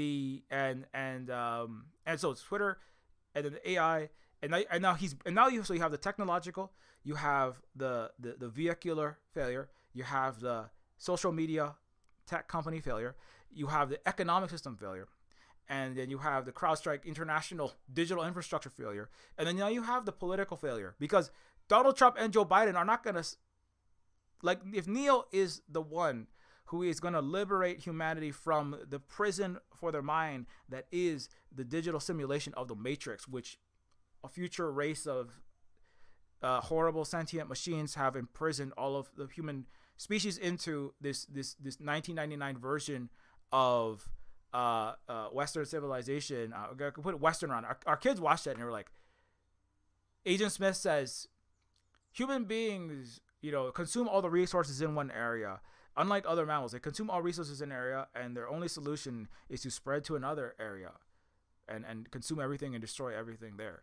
And human beings are a virus, a plague of this planet. And then our kids were like, wait, that's more like this like Western white colonial thing. I mean, we don't, because like Native Hawaiians, we lived here for centuries and millennia. We didn't overconsume the resources and then have to spread to another area. And like many other cultures did that, like across the world, in Asia, Africa, Turtle Island, or Americas, in the Pacific. There's only like certain groups, a lot. There's these colonial people. They're like very bad at understanding nature. They did everything for a tiny minority of people's benefit and for profit, and they never fixed that problem. And then that is what is gone around the world to consume all the resources, and that's also why everything's falling apart. And that's why we have climate change. It's because of that system, it's their colonial capitalist system. But that's not all people. That's some people that have made that decision to not take responsibility for their countries, for their corporations, for their systems, for their communities that they're in, and fix them. I mean, it's a lot. It's not as simple as, well, if today I was going to fix my system, but collectively there's a failure there. There's been massive failures there, and so and that causes a system failure, right? And so, but politically, right now, it's also a system failure, because the United States, which is just the pinnacle of the colonial capitalist white supremacist world, that emanated out of Europe in the last 500 years, and now is headquartered in the United States, Washington D.C., right? And now Elon is again failing to meme good, because like this is not even funny or interesting, and it's also terrible. It's like why does Biden have like 3 ears, and like that's like obviously like just Donald Trump's face, like badly plastered over like a 3-dimensional rendering of Keanu Reeves. It's like horrible. Anyways, so you have a system failure at memetics, and then politically, by putting $45 million a month into Donald Trump, this is not actually going to fundamentally change anything. I mean, everybody knows this, right? He's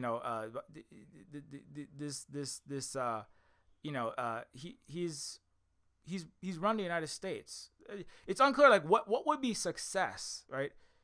As a billionaire, as a white billionaire, capitalist, imperial person who brags about cooing countries like Bolivia for the lithium, and condones massacres around the world, and is just talking about restore. I mean, I don't even know. It is unclear what Elon even thinks is the correct direction to go in. Like one day he's talking about like, we have to have, forced birth and children, like, we have to have every woman pumping out 25 babies, and we have to, we have to, I don't know, live in this weird, like conservative, America's Invictus, Roman Imperial version of America plus like the Handmaid's Tale fantasy land.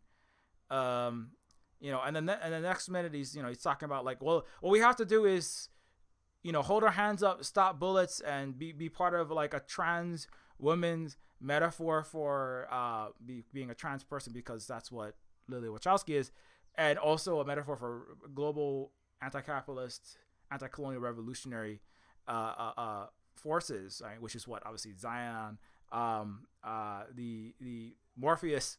When they actually go to Zion and Matrix Reloaded, it's very clear like what he's getting at. Wake Up by Rage Against the Machine, a global South anti-imperialist, anti-racist activists like Tom Morello and Zach De La Roca. That's the song they demanded that the song be the end. It's weird, but Elon is like, that's Elon. The message of the Matrix is like kind of like completely the opposite of what you are putting out there.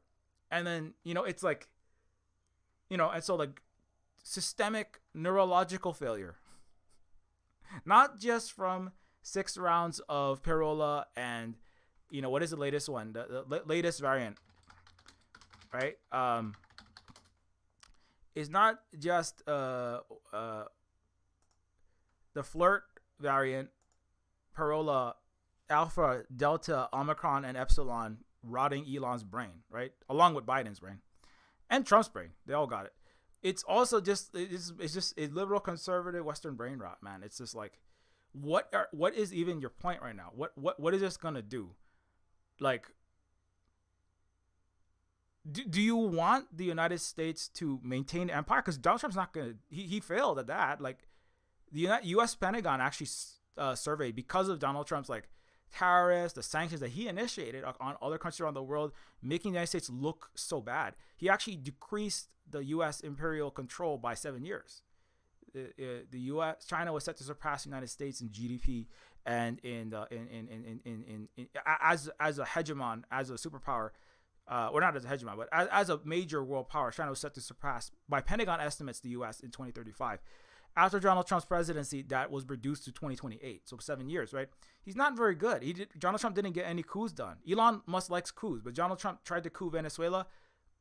His A-team got fished out of the water by the Venezuelan Socialist Fishermen's Organization. Okay? His Mike Pompeo, John Bolton team, these people are old dinosaur losers. I mean, they're horrible people. Yeah. I mean, like they make economy scream. They're part of global old school mask off, colonialist mass murdering, Kissingerian horror, but like, they're not competent. Not very competent people. None of them are competent people. So now, if Elon wants to maintain global capitalism, colonialism, and make tons of money, making economy scream and blowing up the world for his profit, that's not good. Now, if Elon wants to actually change the system, which I don't think he does, I don't think this is what it is, right? This is emblematic. This is what Matrix Resurrections is about. It's about like the last 20 years since the Matrix, and most of the world, kind of like most of certainly the Western world, not getting it, and then taking all the wrong messages and making the red pill about women having too much equality is bad. Which is also a thing that Elon's on, and just like we have to stop children from like finding their gender identity, and that's the otherwise if we don't forcibly make white women pump out as many babies as possible, like a Handmaid's Tale dystopian story, which is ironically one of the inspirations for the Matrix was written by like a friend of the author of Neuromancer, who is also a friend of the author of The Handmaid's Tale, right? And it's kind of like, sometimes I'm like, what is the purpose? What is the purpose of writing cyberpunk, and what is the purpose of writing cautionary science fiction and speculative fiction, right? If a lot of Western people, like the Matrix, right? If a lot of Western people are just gonna like not get the point, you're just gonna completely miss it, and like be like either like, oh man, the Torment Nexus is awesome, I think I will build it myself and make money, or like, yeah, I want to do that, or like go, oh yeah, the Matrix is about feminism is bad because if women are equal, then the world will be destroyed, right? Which is like, Elon is still on this. I thought didn't this die on like Reddit and 4chan in like 2015 or something, or like 2018, or like after Donald Trump failed his coup of the United States in January 6th. Like, what? It's like I thought that was, but it's not over. Elon's still pushing that. It's like we're still gonna make America great by it's unclear. Anyway, if you think about it too hard, it's a waste of time because the West generally, the G7, they don't know what the hell they're talking about 95% of the time. And neither does Elon. Anyway, so that's a failure. That's cultural failure. That's educational failure, civilizational failure, cultural failure, failure of everything. Failure to understand the truth, failure to understand your own history, failure to understand economics, politics, and your own history, failure to pay your workers enough to not cause crashes, and seeding thereby your own destruction. Not just the crash of Microsoft computers that are managing the terminals and the flights in Houston and Mumbai and Japan. I mean, that's one layer of fail, but in every obviously I'm talking in many layers of the onion simultaneously, but it's a failure on all layers that are stacking on top of each other, one after the other, right? Like so many like the house on fire, and you start to try to put out your windowsill, it spreads and it jumps to your desk, and then and you hit that with a pillow, but the pillow was covered in gasoline, and now you set your hair on fire. All of these things are happening simultaneously, yeah. So let us move on with the little bit more of the details, and it's 12:52, going to end soon. So back into the present. This is what the genius billionaire execs paid the big bucks to do: catastrophically mismanage companies and get mad at the one low-wage tech when the shit hits the fan. So this is an actual post. Now this is like in no way unique. I've seen many of these kind of posts, and not just now, historically, especially in the last 10 years. But I mean, this has really always been the case. This is just a capitalist system operating as designed, which is to say, terribly. So anyways, so this is somebody who said, I just got off a call with my boss. He genuinely expects me to do the manual fix for the CrowdStrike global meltdown. He expects me to do the manual fix for each impacting machine. I am the only DevOps engineer in my company. We have over 2,000 impacting machines. I told him that this was unreasonable and bordering on illegal, as it would take me at least 48 hours straight just to mitigate the outage. He got extremely mad. It cussed me out for like 10 minutes to just do my job and shut me up every time I tried to interject. I abruptly left the call because I started tearing up and have had 27 unanswered calls since. He's even calling me right now. I don't know what to do. He told me even if I quit or I get fired, I still have to fix this outage or else I'm liable for a lawsuit. I'm just sitting here shaking. What do I do? So, this is what so the person who is the boss now, I mean, above him is another wealthier person, and above them are the shareholders, obviously, right? But this person is being paid obviously less than their boss, but the boss has no idea what he's doing, right? Otherwise, he wouldn't demand absolutely nonsensical things like, I need you to work 40 hours straight. Obviously, the company and the management above, if they knew what they were doing, they wouldn't have one tech for 2,000 machines. I mean, I remember I worked at a nonprofit, and there was like one tech guy. He was like 23 years old, and he had like, his hair was like Snow White. It was going gray, and he was like chain smoking. He looked way older than he was, because he was asked to maintain like 500 to 1,000 employee companies worth of infrastructure that's spread across the entire, like it was on Oahu, but it was multiple like sites across the entire island, right? 100 miles apart. He had to go drive all day long, fix computers all over the place, constantly putting out fires constantly, and everything relying on him. And I was like, man, you should I don't know. You can't really unionize. You're a union of one because there's only one worker, right? But it's like, you're not being paid enough. You're being mistreated. You should like demand like they more competently, staff this company, right? But he was in the place that he was. He was just like, well, I don't know what to do. That's scary. And I was like, yeah, it sucks, And I was an underpaid employee at multiple companies. I hated all the bosses that I ever worked for in the capitalist system, nonprofit, government, corporate. I mean, they were all garbage, There were some like billionaires that really there was a couple of billionaires who were like they're like just kind of silly people, and like they didn't know what money was, and they were kind of retired from America, and they were like living in Hawaii, going to the beach and partying all day long, and they want to basically have eternal LAN parties and have pizza parties and play, Call of Duty with a bunch of 20-year-olds, right? To get away from the house, get away from his wife and his household, which is just wanted to have an eternal college party experience, and that's not necessarily the best way to manage things either. It's kind of like maybe you should go like be with your family, and like also like maybe you should like not have billions of dollars to be throwing around like so lackadaisically. I mean, thanks for giving us the wages and like kind of being more a little more chill, but that's not fair to the that you have all that money. And his daddy was like some big his wife was a daughter of like Wall Street billionaire banker type people, and his dad was like some big American government privileged person with probably was ordering people to go bomb Korea when he was 30. And so like anyway, so long story short, so you have all these layers upon layers of so you have people that are upset at their bosses, right? The bosses are underpaying and mistreating their employees, as we can see, right? And this is not the only instance of this. The boss's failures are what's causing this catastrophic failure. Because the thing is, even if, okay, let's say CrowdStrike has this problem. To solve CrowdStrike, you have to take a file. You have to take a file, right? The CrowdStrike fix. You have to take a you have to apply it individually to each device, right? So you have to boot the system in a safe mode or the Windows recovery system, navigate to the CrowdStrike directory, and you have to take a particular file, replace a driver with a fixed driver. Basically, you have to replace a file with a updated file, right?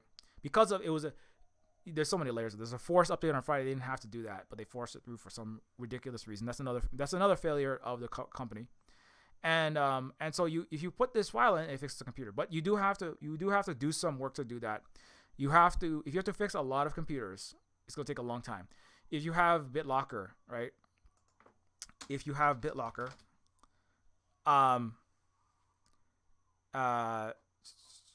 it becomes more complicated. So BitLocker is another layer. BitLocker is another application that some companies have used, and that makes it more complicated, right? But it's not impossible, but it does take a lot of work. If companies had more decently sized tech teams, right, and like gave them the appropriate resources, it also wouldn't be as big of a problem, right? But it's not just CrowdStrike. It's the airlines. It's all these companies that are having their failures that don't have enough tech people, right? Just like when Elon said, "I'm going to fire all the tech people except for the poorest, cheapest, Indian immigrants that I can take advantage of," right? That's literally basically what happened. I'm gonna fire everybody except, not to say that there's something wrong with people from India or whatever, but it's like, I'm gonna fire people except the most precarious workers that I can pay as little as possible because they're afraid of being deported, right? That doesn't lead to a good, secure, competent system, because you don't have a lot of senior people that really know the system in and out, and you have people like just trying to catch up, just trying to read manuals, right? Like this young kid just like, this is like way too much work for me, and I'm like not a veteran at this. You don't have senior people, right? And that is a big part of why these things fail. But again, if just like Boeing, right, it has planes crashing, just like Twitter, just like this, if you fire all just like Telltale game in the game industry, I mean, there's 10,000 hours of Commander Sterling videos about the horrors of the AAA game industry, and just the capitalist game industry, triple-appelism industry, where you have horrible, broken games, horribly treated employees, executives making billions of dollars making these broken games and doing horrible things and putting guns to people's heads and saying, if you don't do this, you're gone. and they're going, well, there's an army of people behind you. So finding the most precarious people, putting them in place, giving them the least resources possible so that you can make the most money, breaking everything and doing basically nothing, right? And yeah, so this is all system failures in that sense. It's a system failure at every level of the capitalist system of tyrannical, mediocre, kakistocratic people running businesses and running operations for their own benefit and the benefit of the richest people don't need any more money. And that's and to the detriment of the consumers and the employees. USA. Still number one at total system failure. Chinese, Russian, hacker, Western media story coming in 3, 2, 1. So, the Microsoft outage leaves China largely untouched as tech self-sufficiently campaign pays off. Hey, so J.D. Vance, Donald Trump, and Joe Biden, the whole collective West is just like, China is our number one enemy. We have to fight China. We're going to take everything. We're going to make a war on China. China, I mean, China didn't, again, literally, this is the Mao Zedong, this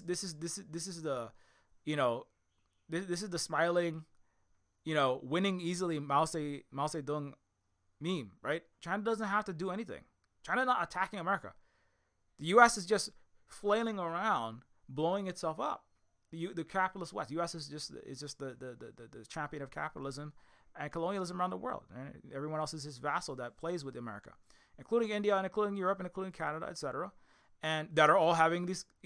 Japan, Australia, right?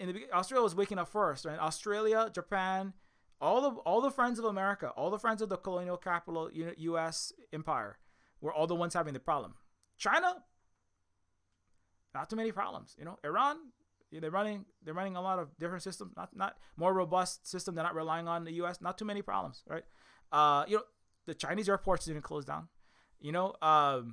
Russia, as far as I know, they're not doing too bad because they have backup systems. They know that America is going to hack them whenever the hell they can get away with it and try to blow their whole country up. Color revolution, break it up, balkanize. I mean, so now, right? But it's not an attack. This is going to leave the U.S. way further behind for sure. People are going to move to Chinese operating systems. People are talking about Chinese console, Chinese operating system, Chinese phones. I'm gonna get off of the Windows if I can. There are Chinese systems that are going to be taking over a lot of this market share, right? The BRICS is about to have its big. The BRICS have obviously many videos to do with the changing landscape and the end of the Western end of Western domination, right? Which is the rise of BRICS, the East, the global South, the multipolar world, right? And this is gonna, again, another thing that's gonna accelerate the shift of economics, of business, of tech, financial, and then also, of course, military. Ultimately, power away from the West and to the diversity of places around the world, which is a good thing because it shouldn't all be headquartered in one place. A tiny minority of people telling everyone else what to do. The imperial, hegemonic, unjust Western dominated system under the U.S. hegemony, right, with all the other capitalist colonies, like linking into that to get benefits, right, it is like the corporation, right, but in an international scale, right, because like the corporation, right, where you have a bunch of underpaid employees and a tiny minority of wealthy corporate executives and their shareholders telling everyone else what to do, right? The capitalist corporate world, within the bounds of the corporation is like a mini planet in one sense. In an international colonial sense, right? African countries, Asian countries, Central South American countries, Pacific Islanders like myself, Native people, we are all being told what to do by the collective West, by the United States and its colonial capitalist allies, where they're like, you have to, African country X, you have to do X and Y and Z. Do you're gonna do 100 hours a week, but instead of working on a computer server for some boss, you're working in a coltan copper cobalt mine, right, in Congo, suffering GENOCIDE, under the U.S. and France and the collective West military and economic crushing and austerity, and ECOWAS is also being overthrown, in order so that the global North, on a planet scale, can have all of the resources and the money and mismanage everything and wreck everything, right? So the corporate structure, the corporate system failures of the matrix also and inequalities and injustice also are reflected on a global scale in the planetary injustices and also system failures, right? It's the failure of the United Nations to stop what's happening in the Middle East. The horror is happening right now, right? So now there's an alternative that's being constructed right now, right? And we have the countries on the opposite side of the West are the ones that are trying to stop that, right? Obviously Yemen is directly intervening, right? Yemen, Lebanon, and many other countries trying to assist to stop what's happening. Horrible crimes against humanity happen there. This has historically been the case as well. It's not new. It's been happening this entire time, but most of the West have no clue about any of this. Or they don't want to think about it too much because it makes them feel sad. But they're responsible for all the war crimes in Iraq, Afghanistan, complicit in the genocide in Iraq, Afghanistan, Vietnam, Korea, all the plundering of Africa, all the plundering of Central South America, all the plundering of indigenous territories in the U.S., Canada, and Hawaii, all the Pacific, Kanaki, Congo, New Caledonia, you name it. I mean, they don't want to, they want to focus on the ones they made up, inside of the country with the red flag and the yellow stars. They want to focus on that one, right? Because it makes them feel better about themselves, right? They want to focus on Xinjiang because it makes them feel better about themselves to listen to Nazi Adrian Zen's make up shit that they can accuse the Chinese of treating Muslims the way that Americans treated black people who are forcing them to pick cotton as chattel slaves, right? It's made up to make you feel better, right? I'm sorry. That's just the case. And if you don't learn that, you're going to keep system failing. Because, the international law is a system failure. Because it's constructed, it's an unjust system constructed for the U.S. to maintain planetary control.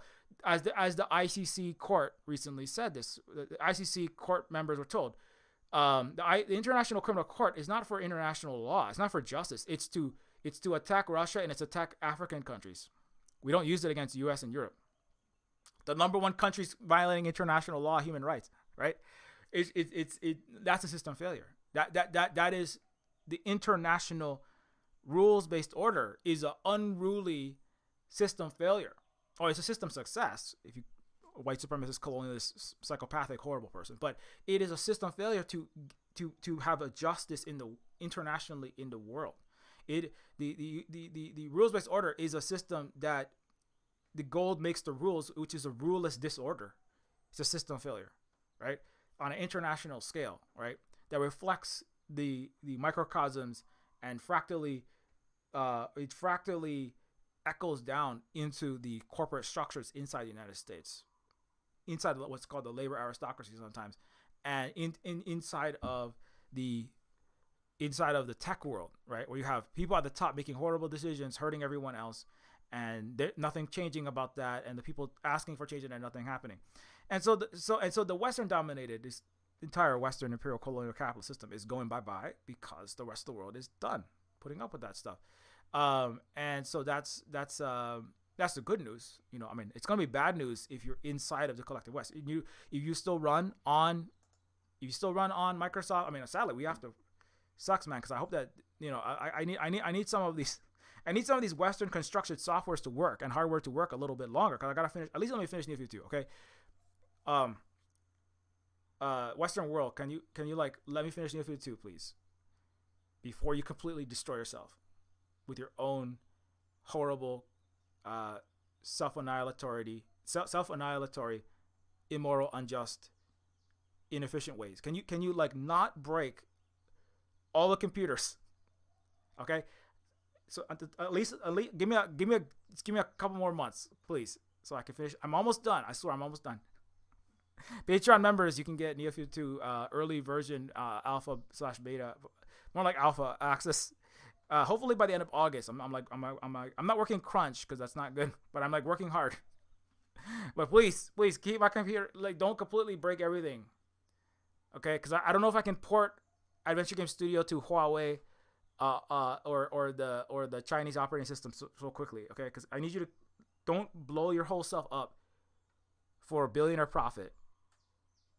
Like, and don't sanction China right now, because then you're going to destroy your entire economy and you're going to implode faster. Please don't, like Trump/Biden, grow a brain cell.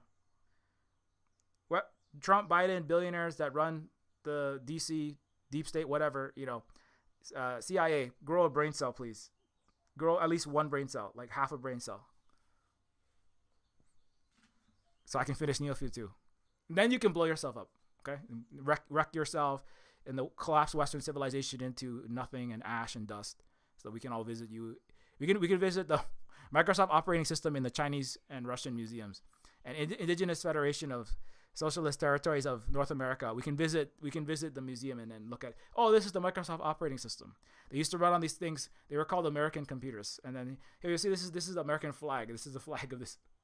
It's the strange people that only lasted like 200 or so years, and then they disappeared from the face of the earth.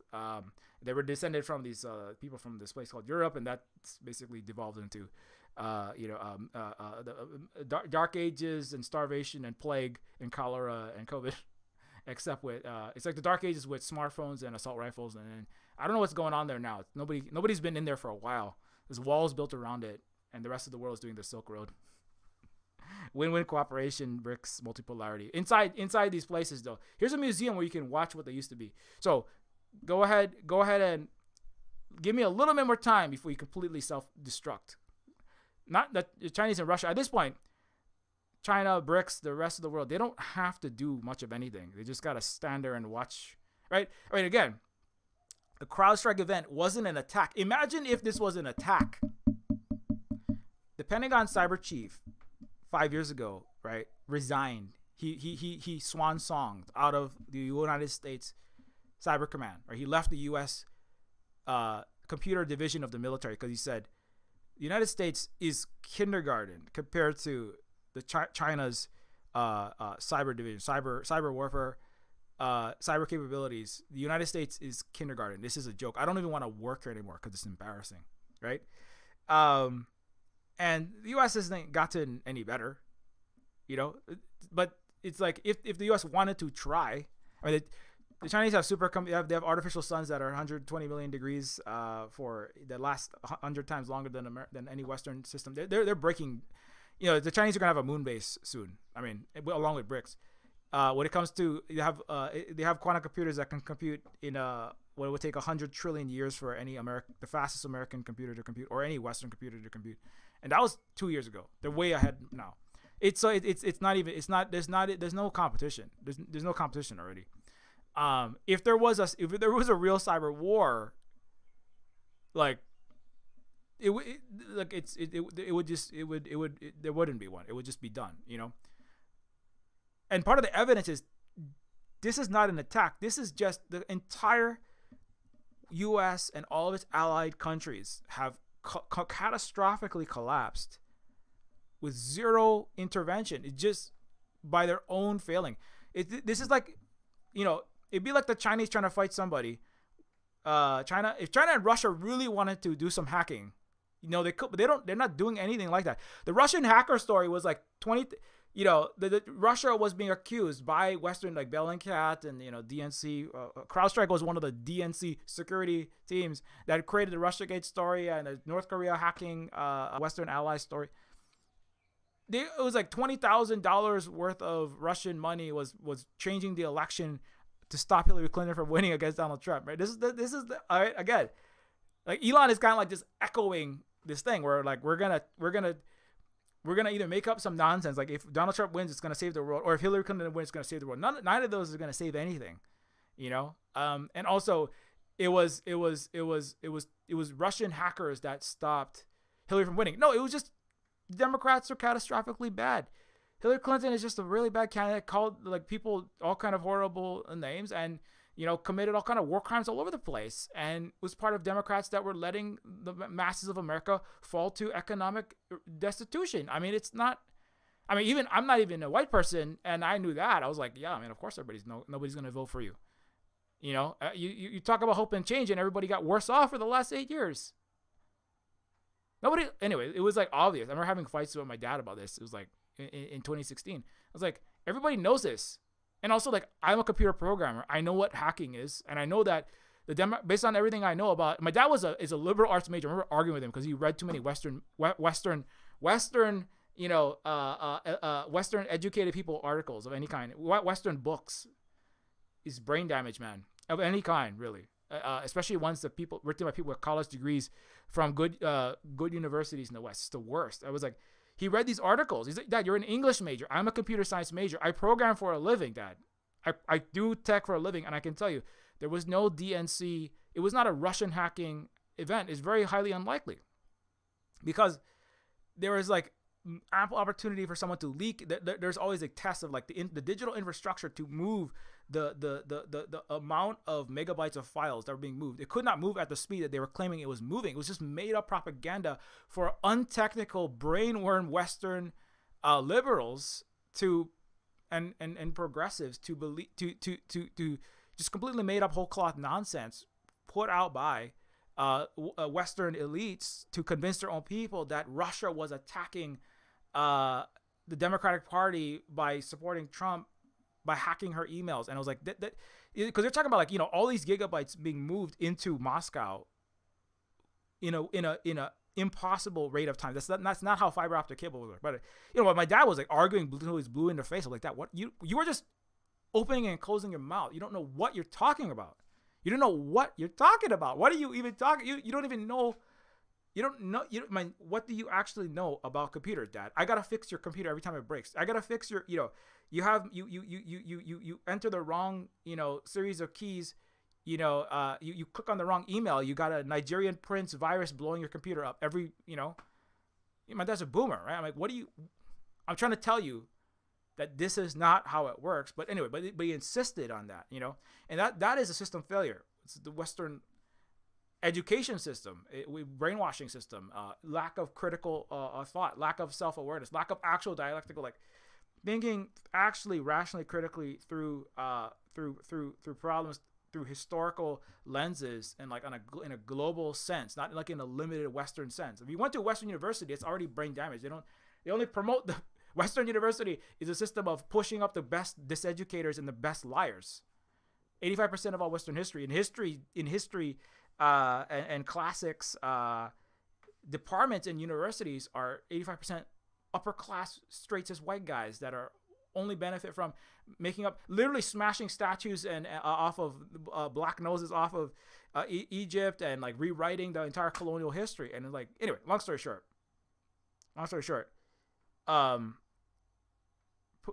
politically it was always the cyber warfare as the reason why the United States has problems perpetrated by its enemies, its evil Russia, evil China, evil Iran, evil North Korea. That story has been circulating since time immemorial, and by immemorial I mean since the brief seat of Caesar of the U.S. imperial power after World War II. But since then it's been nonstop, and since there have been computers, there's been stories about what if Russia this, the Chinese that. Even I have them on my screen. So Russia and China are gonna come in and even in dystopian fiction, it's always that because it's Cold War. This Cold War mentality, capitalists West versus the communist East, and that's the truth. That is how it is.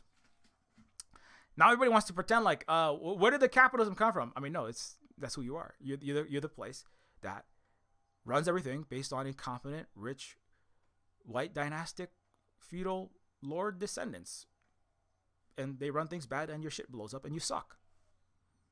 You suck, and also you suck competent in terms of competency in technology and in terms of morality.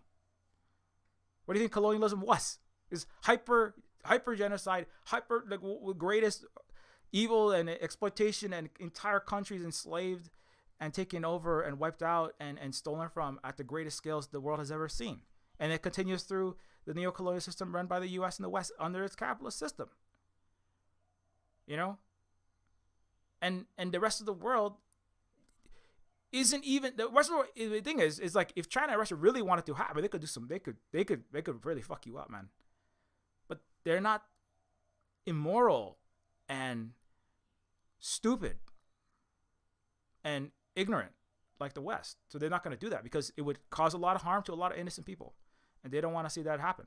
It would. I mean, they actually have moral armies, you know. Like, I mean, I know people are going to be like, Silver Spook, you are. What are you like a stupid? What are you saying that for? I mean, you want me to lie to you? I can lie to you. No, you're good. America and Europe, you're just like, and humans are all the same. Yeah, I could tell you that. I mean, yeah, humans are not genetically DNA wise different, but I mean, the system, the life ways, the cultures that have handed down to you, all the lies that you don't even realize are in your head, is what is producing where you're at. And you can blame Russia for Hillary Clinton losing, and that's why Donald Trump won, and that's why things got worse. It's not true. Things are already bad. Things are already bad. They don't. Anyway, it's like and the problems internally are not going to get better if Trump or Hillary wins. If Trump or Hillary wins, you're going to have another Crowdstrike. Guarantee you. In fact, if Trump or Biden wins, you're going to guarantee have more of these. Either way. Because you know what? You're not doing shit about COVID. And just the COVID alone, which causes catastrophic neurological omletification of your brain cells, which causes catastrophic increase in errors. There's a 25% to 28 even or higher vehicular accident rate just applicable to COVID. The insurance companies are adjusting their rates. So you're going to guarantee, just on that, you're going to have guaranteed increase because COVID is reaching record highs yet again. Nothing's being done. Biden just got COVID. This is hilarious. And that's going to increase the errors. All candidates are complicit in ongoing massacre in Gaza. All of them. They both of them are. Who can support AIPAC more? That's basically the question.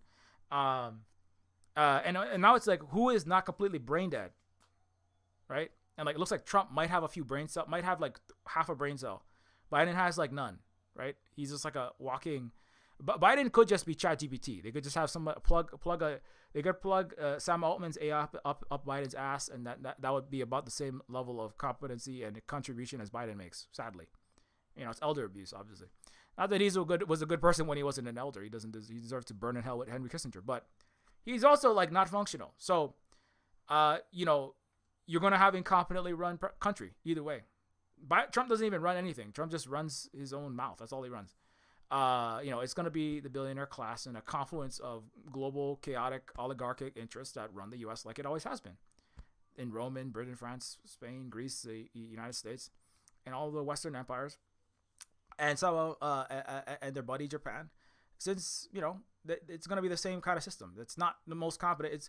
Occasionally it's good at getting a lot of money stolen from its own population, internally in its capitalist labor aristocracy, and especially externally in its labor extreme exploitative global south work factory. But the global south is going, we're not going to work for cheap no more. We're going to install Chinese software now. We're going to install Russian software. We're going to do trade like BRICS. Yemen is going to join BRICS. That's going to be really rough for US Israel, man. Yemen's going to join. Everyone's joining BRICS. Every day they're curing something. They're Belt and Road. The economies of Asia, Africa, outside of the U.S. are growing faster and faster. They're doing a lot better. They're not being genocided there by Russia and China. I don't know if you know that. You might want to get updated on that. They're not having debt trap loans or being forced into austerity. They're actually like getting improvements to their societies when they work with BRICS. That's why they want to work with BRICS. They want to work with the non-Western bloc. And the West is going, you have to be with us. You have to be with the U.S. and Europe. And Ursula von der Leyen, you're not with us. And Justin Trudeau and, the descendant of some fascist imperial Japanese murderer. If you're not with us, making billions of dollars, treating you like crap, breaking all your computer, you have to crash in your airplane. You have to just accept that your grocery store clerk will only be able to use the computer half the time. Get good at handwriting out your receipts. Okay? Americans, we're all going to starve. We're all gonna get handwriting classes again because we're not gonna have computers anymore. You gotta take one for the team. Take one for the team. Let's go, white people. America, Europe, NATO, all the way. Let's go. India, let's go. Take one for the write all your receipts out on paper. Let's get good at typesetting. Okay, Americans, we're all gonna live in the Stone Age. Okay, it's great because that's anarcho-primitive, right? We're all gonna be primitive now. We're all gonna like use we're all gonna use like stone tablets to tally how much rotten carrots we're getting in the bread line in Britain. We're gonna go back to the Western classics, return with a V, right? We're gonna be real Romans and Greeks and British again. We're all gonna put on your toga. We're not gonna have computers anymore because we can't fucking run them without breaking everything. So okay, and that we're really gonna show the Chinese or the Russians. We're really gonna show the Chinese, indigenous people like me myself. I'm gonna have BYD car. I'm gonna have a flying BYD car. I'm gonna be like programming artificial sun fusion reactors on the moon, right? And then coming back and then hanging out in the sustainable Hawaii with green, flourishing food that feeds everybody and doesn't wreck the environment. With Chinese Belt and Road Initiative in Hawaii, and you're gonna be over there with your stone tablet, going, you're trying to enslave each other, marking how many slaves you own as everyone starves to death. Like a Roman or a Greek taking some Palestinians hostage, and like a Spanish person conquistadoring South America, right? You're gonna be writing that on your stone tablet, and I'm gonna be over there on the moon, on Mars, and you're gonna be like, man, I wish I had a computer that functioned, but it's too bad that I didn't listen to Silver Spook, and take control of my countries and accept all of the things that Silver Spook was telling me, and other people of color and BIPOC people around the world were telling me, and so now I'm gonna die at the age of 20, making smoke signals for my authoritarian regime that is called the Caesar's Legion. Caesar's Legion for Fallout New Vegas. I'm the smoke signals binary communicator, right? Communicating in zeros and puffed out smoke zeros and like puffed out smoke ones. I'm like binary communicating across the wasteland that used to be the collective West, and the indigenous people are all in their own communities going like, the indigenous people are going to build a wall around that, and we're going to have like high speed rail that goes like under the ground, bypasses like LA, New York, San Francisco, all these centers of whiteness, and we're gonna go straight across them. And then we're gonna be like, I'm gonna talk to my Anishinaabe relatives like when they communicate on the quantum computers that like can stream like 25 terabytes per millisecond, and I'll be like, hey, I'm gonna be like having like 3D holographic communication with my Anishinaabe relatives in their own communities, right, from Hawaii or the moon. And I'll be like, hey, what's going on? What's going on with those people around you? I'm like, oh yeah, they're still trying to figure out how to use a punch card by taking the skin of their neighbors and trying to make a difference engine by punching holes in their skin neighbors card, their skin neighbors punch cards. I mean, just like they did in the United States when they scalped and stole body parts and made clothing out of Native American, and the Nazis made clothing out of ethnic minorities of Europe, their skin and their hair. And so I mean, they're still trying to figure out how to cannibalize themselves, right, and make computing technology out of that. They haven't quite got it yet, and we don't really want to interfere with that because that's really gross, and they're very dangerous. And we don't really want to just, fight a war with them. Anyway, long story short, I hope you don't have to live in that. That's one dark future I see for the U.S. and Europe and Canada, though. Anyways, on that very dark note, I will not end it there. Let's come back to something like slightly less light, or something less screwed up. China is forcing the U.S. Crowdstrike to code C++ like a drunken monkey behind a keyboard, but at what cost? So, again. Crowdstrike, fully embedded with the U.S. three-letter agency's originator of the bogus Russiagate by claiming Russia hacked DNC servers, also originator of the bogus North Korea hacking Sony story. Crowdstrike has an uncaught null-pointer error in an ancient C++, causing global meltdown of Microsoft off devices because they decided to do a forced update. So this is the exact error, in case you were wondering. It was the error code. I love this error because I remember having to find those things, man, when I was programming in college and then programming later on. General protection fault failure at OECFF 00FF, 8A1BF, I was like, yeah, I know that. I know this. Here's your stack. Your stack overflow. I hope somebody has a brain cell left because they haven't used ChatGPT to all their work.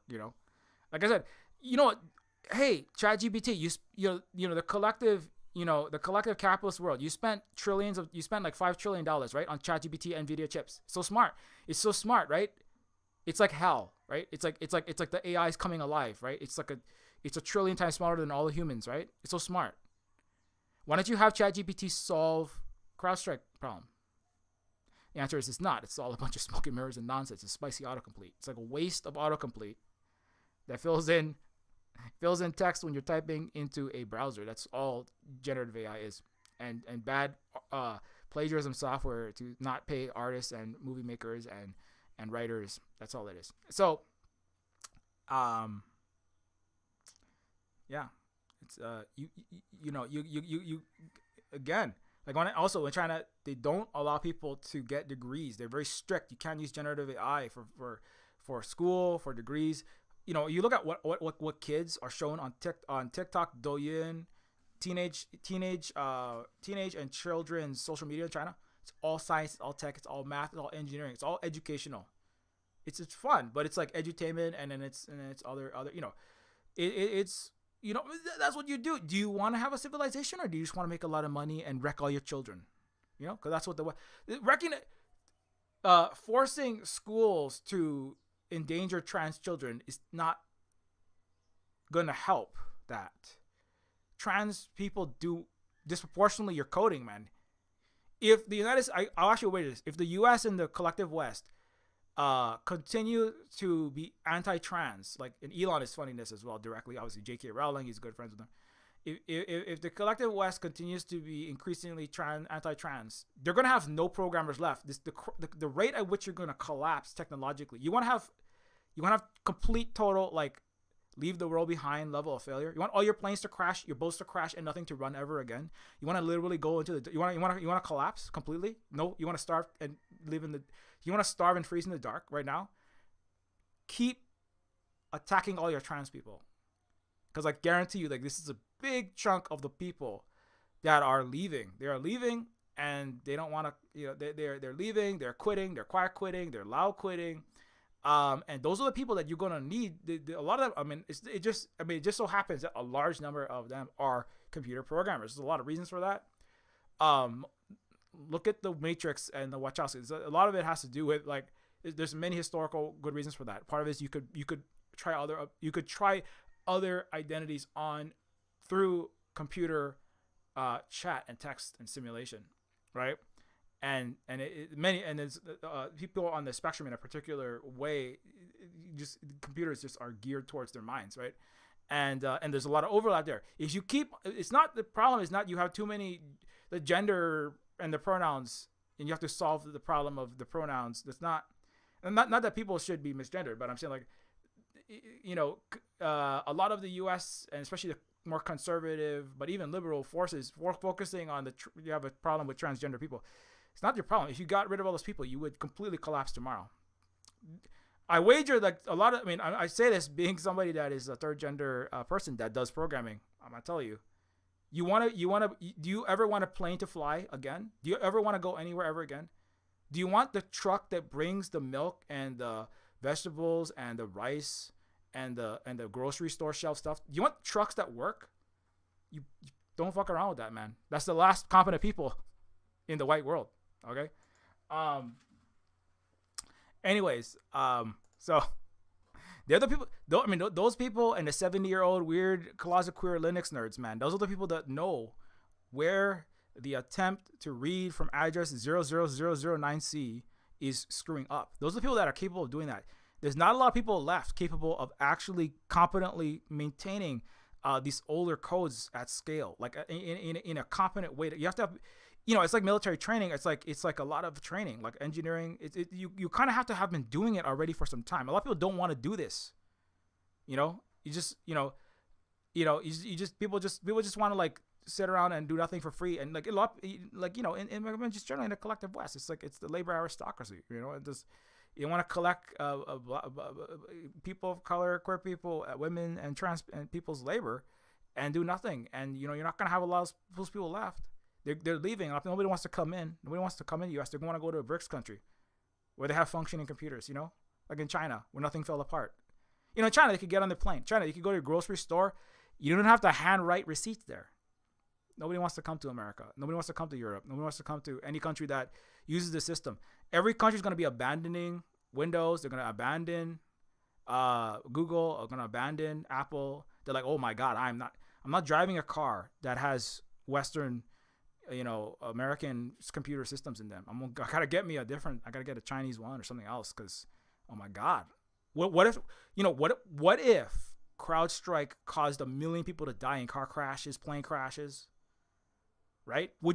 Are you willing to take the risk of dying in a car or plane crash because you were using an American or Western CrowdStrike, Windows, Apple, Google, Facebook system? Right? Are you good? It's a threat. And if you can choose, you're like, oh my God, we got to get as far away from this stuff as we possibly can. Another thing, in the last little bit, because, just as one example, Huawei is a worker cooperative. These people, again, this is where I talk about this off and on, but, if you arrange the work so that every worker at Huawei is a worker owner, they get paid out an amount of money that is equivalent to the work that they put in approximately, and then they get paid out. If the company makes profits, they each get paid out, not one CEO, right? And the workers make decisions.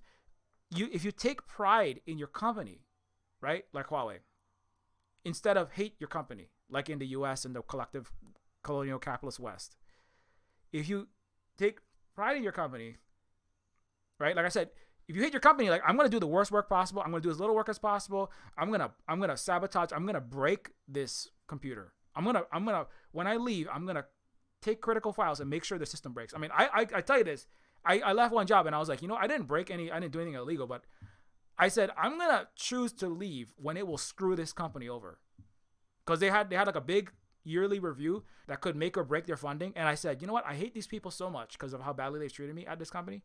I'm gonna leave like 3 days before the review, because I'm the one who runs a classroom. They're supposed to be. That's the model for how great their nonprofit is. And I said, you know what? I'm going to leave right before the yearly federal government review that will decide whether $60 million comes to them or not. Because I hate this fucking horrible nonprofit. It's actually a for-profit capitalist system that the CEO is making money doing nothing, and I'm doing all the work with people of color, women and non-straight people like myself doing all the real work. And I said, I'm gonna fuck this company over, and I did. That's what I did. I hope, and I don't know exactly what happened, but I know they guaranteed they were in hot water. They might have lost a lot of funding, and they deserve it. I mean, if I believed in that company because it was treating me fairly and it didn't have people at the top making money, managing everything, mismanaging everything, paying their IT people, paying their teachers like myself, paying their and program managers like myself, paying their social workers, paying their accountants, paying everyone else, paying the event organizers, paying their janitors, garbage, right? If they were treating everyone fairly, I wouldn't have decided to try to screw that company over as hard as I could. Other people might be putting in more effort. Other people at that company might have been choosing to put more work in and working harder because they were simply capable, because they're not worried about paying their bills all day long and malnourished, right? So in Huawei, nobody's malnourished. In Huawei, everybody has enough food to eat. Everybody has a nice house. Nobody's worried about rent. 95% of people in China don't even rent at all. They own their own house. Nobody in Huawei, when you put work into Huawei, you see that come back to you, right? If I put in extra work, the boss is like, good job. Can I get a raise? No.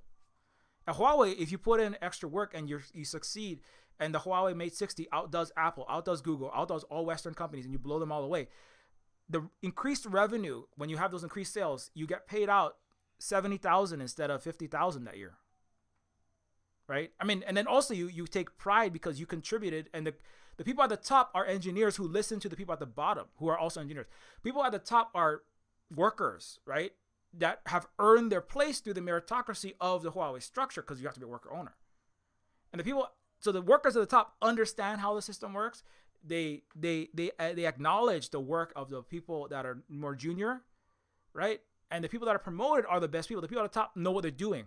People at the top of Huawei are very unlikely to cause a CrowdStrike error. Why? Because they're not gonna understaff the tech and the QA and all that kind of stuff, because they, you know what I'm saying? It's just a better system. It's called socialism. It's called the Hui. It's older than that. So it's an Asian Pacific system called the Hui system. But it's socialism with Chinese characteristics. But it's a worker-owned cooperative specifically at Huawei. But the robustness and the probability of the Chinese phones and Chinese systems, like pound for pound malfunctioning, is much lower, because there is little reason to sabotage the company. Everyone's putting in their best work. Nobody hates the company, or they're less likely to hate the company because of the way that they're being treated. They have ownership stake in their company. They make money back. There's no economic inequality where things are really unfairly being distributed in the company, so people like it more. They're putting in much better effort. It's not because people are unskilled in CrowdStrike necessarily. It's not because people are unskilled as workers at Microsoft. The way the companies are structured for the capitalist structure results in worse products, more errors, worse software, more downtime, more catastrophic collapses. And so maybe just for that, the West probably won't change anything. They'll just keep destroying them. You also keep destroying itself, and all right then.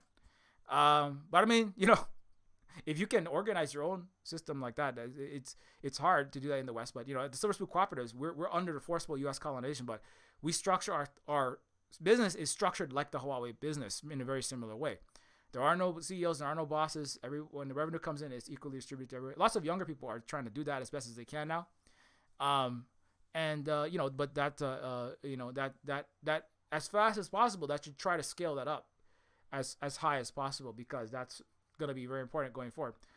If nothing else, to prevent systemic failure, like the CrowdStrike global meltdown collapse, which it is. It's catastrophic. One of many catastrophes happening simultaneously. And I drink all the tears of all these colonial capitalist dickheads. Anyway, that is the end of that stream. Thank you for watching. If you would like to support us and education that we try to do here, you can support us at Ko-Fi, at the Silver Spook Cooperative. You can support us at ko-fi.com/silverspook, where you can give us a one-time direct donation and the maximum amount of money coming to us. You can also support us at patreon.com/Neofeud. At patreon.com/Neofeud, you can get access to all the behind the scenes that we're working on, such as Neofeud 2 game that I do as a programmer. As I said, I'm gonna program Neofeud 2 live on the stream later on today to put CrowdStrike and all the biggest U.S. companies to shame, because they can't program functioning software, but I can.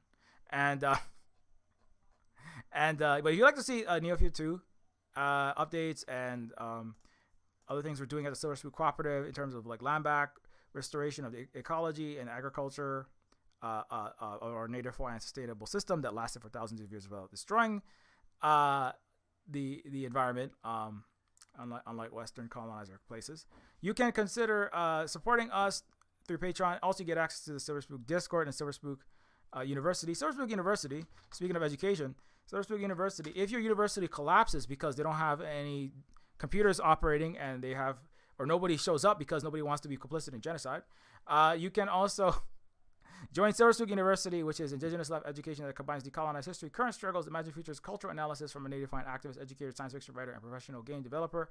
And this is economics, politics, and history based upon everything that I know as best as I can manage, and share that to you through basically all the videos that I have put up categorized by topics, and it is also plus all the threads and material that we have put out there.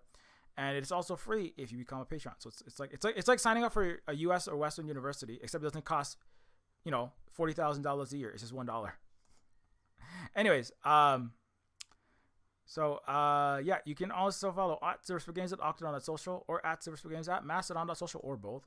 You can on Twitter. You can follow at Silver Spook Guy. Silver Spook Games minus the E and Silver for the games related stuff. As I said earlier, Terminus Cyberstar is the sequel to Terminus Machina.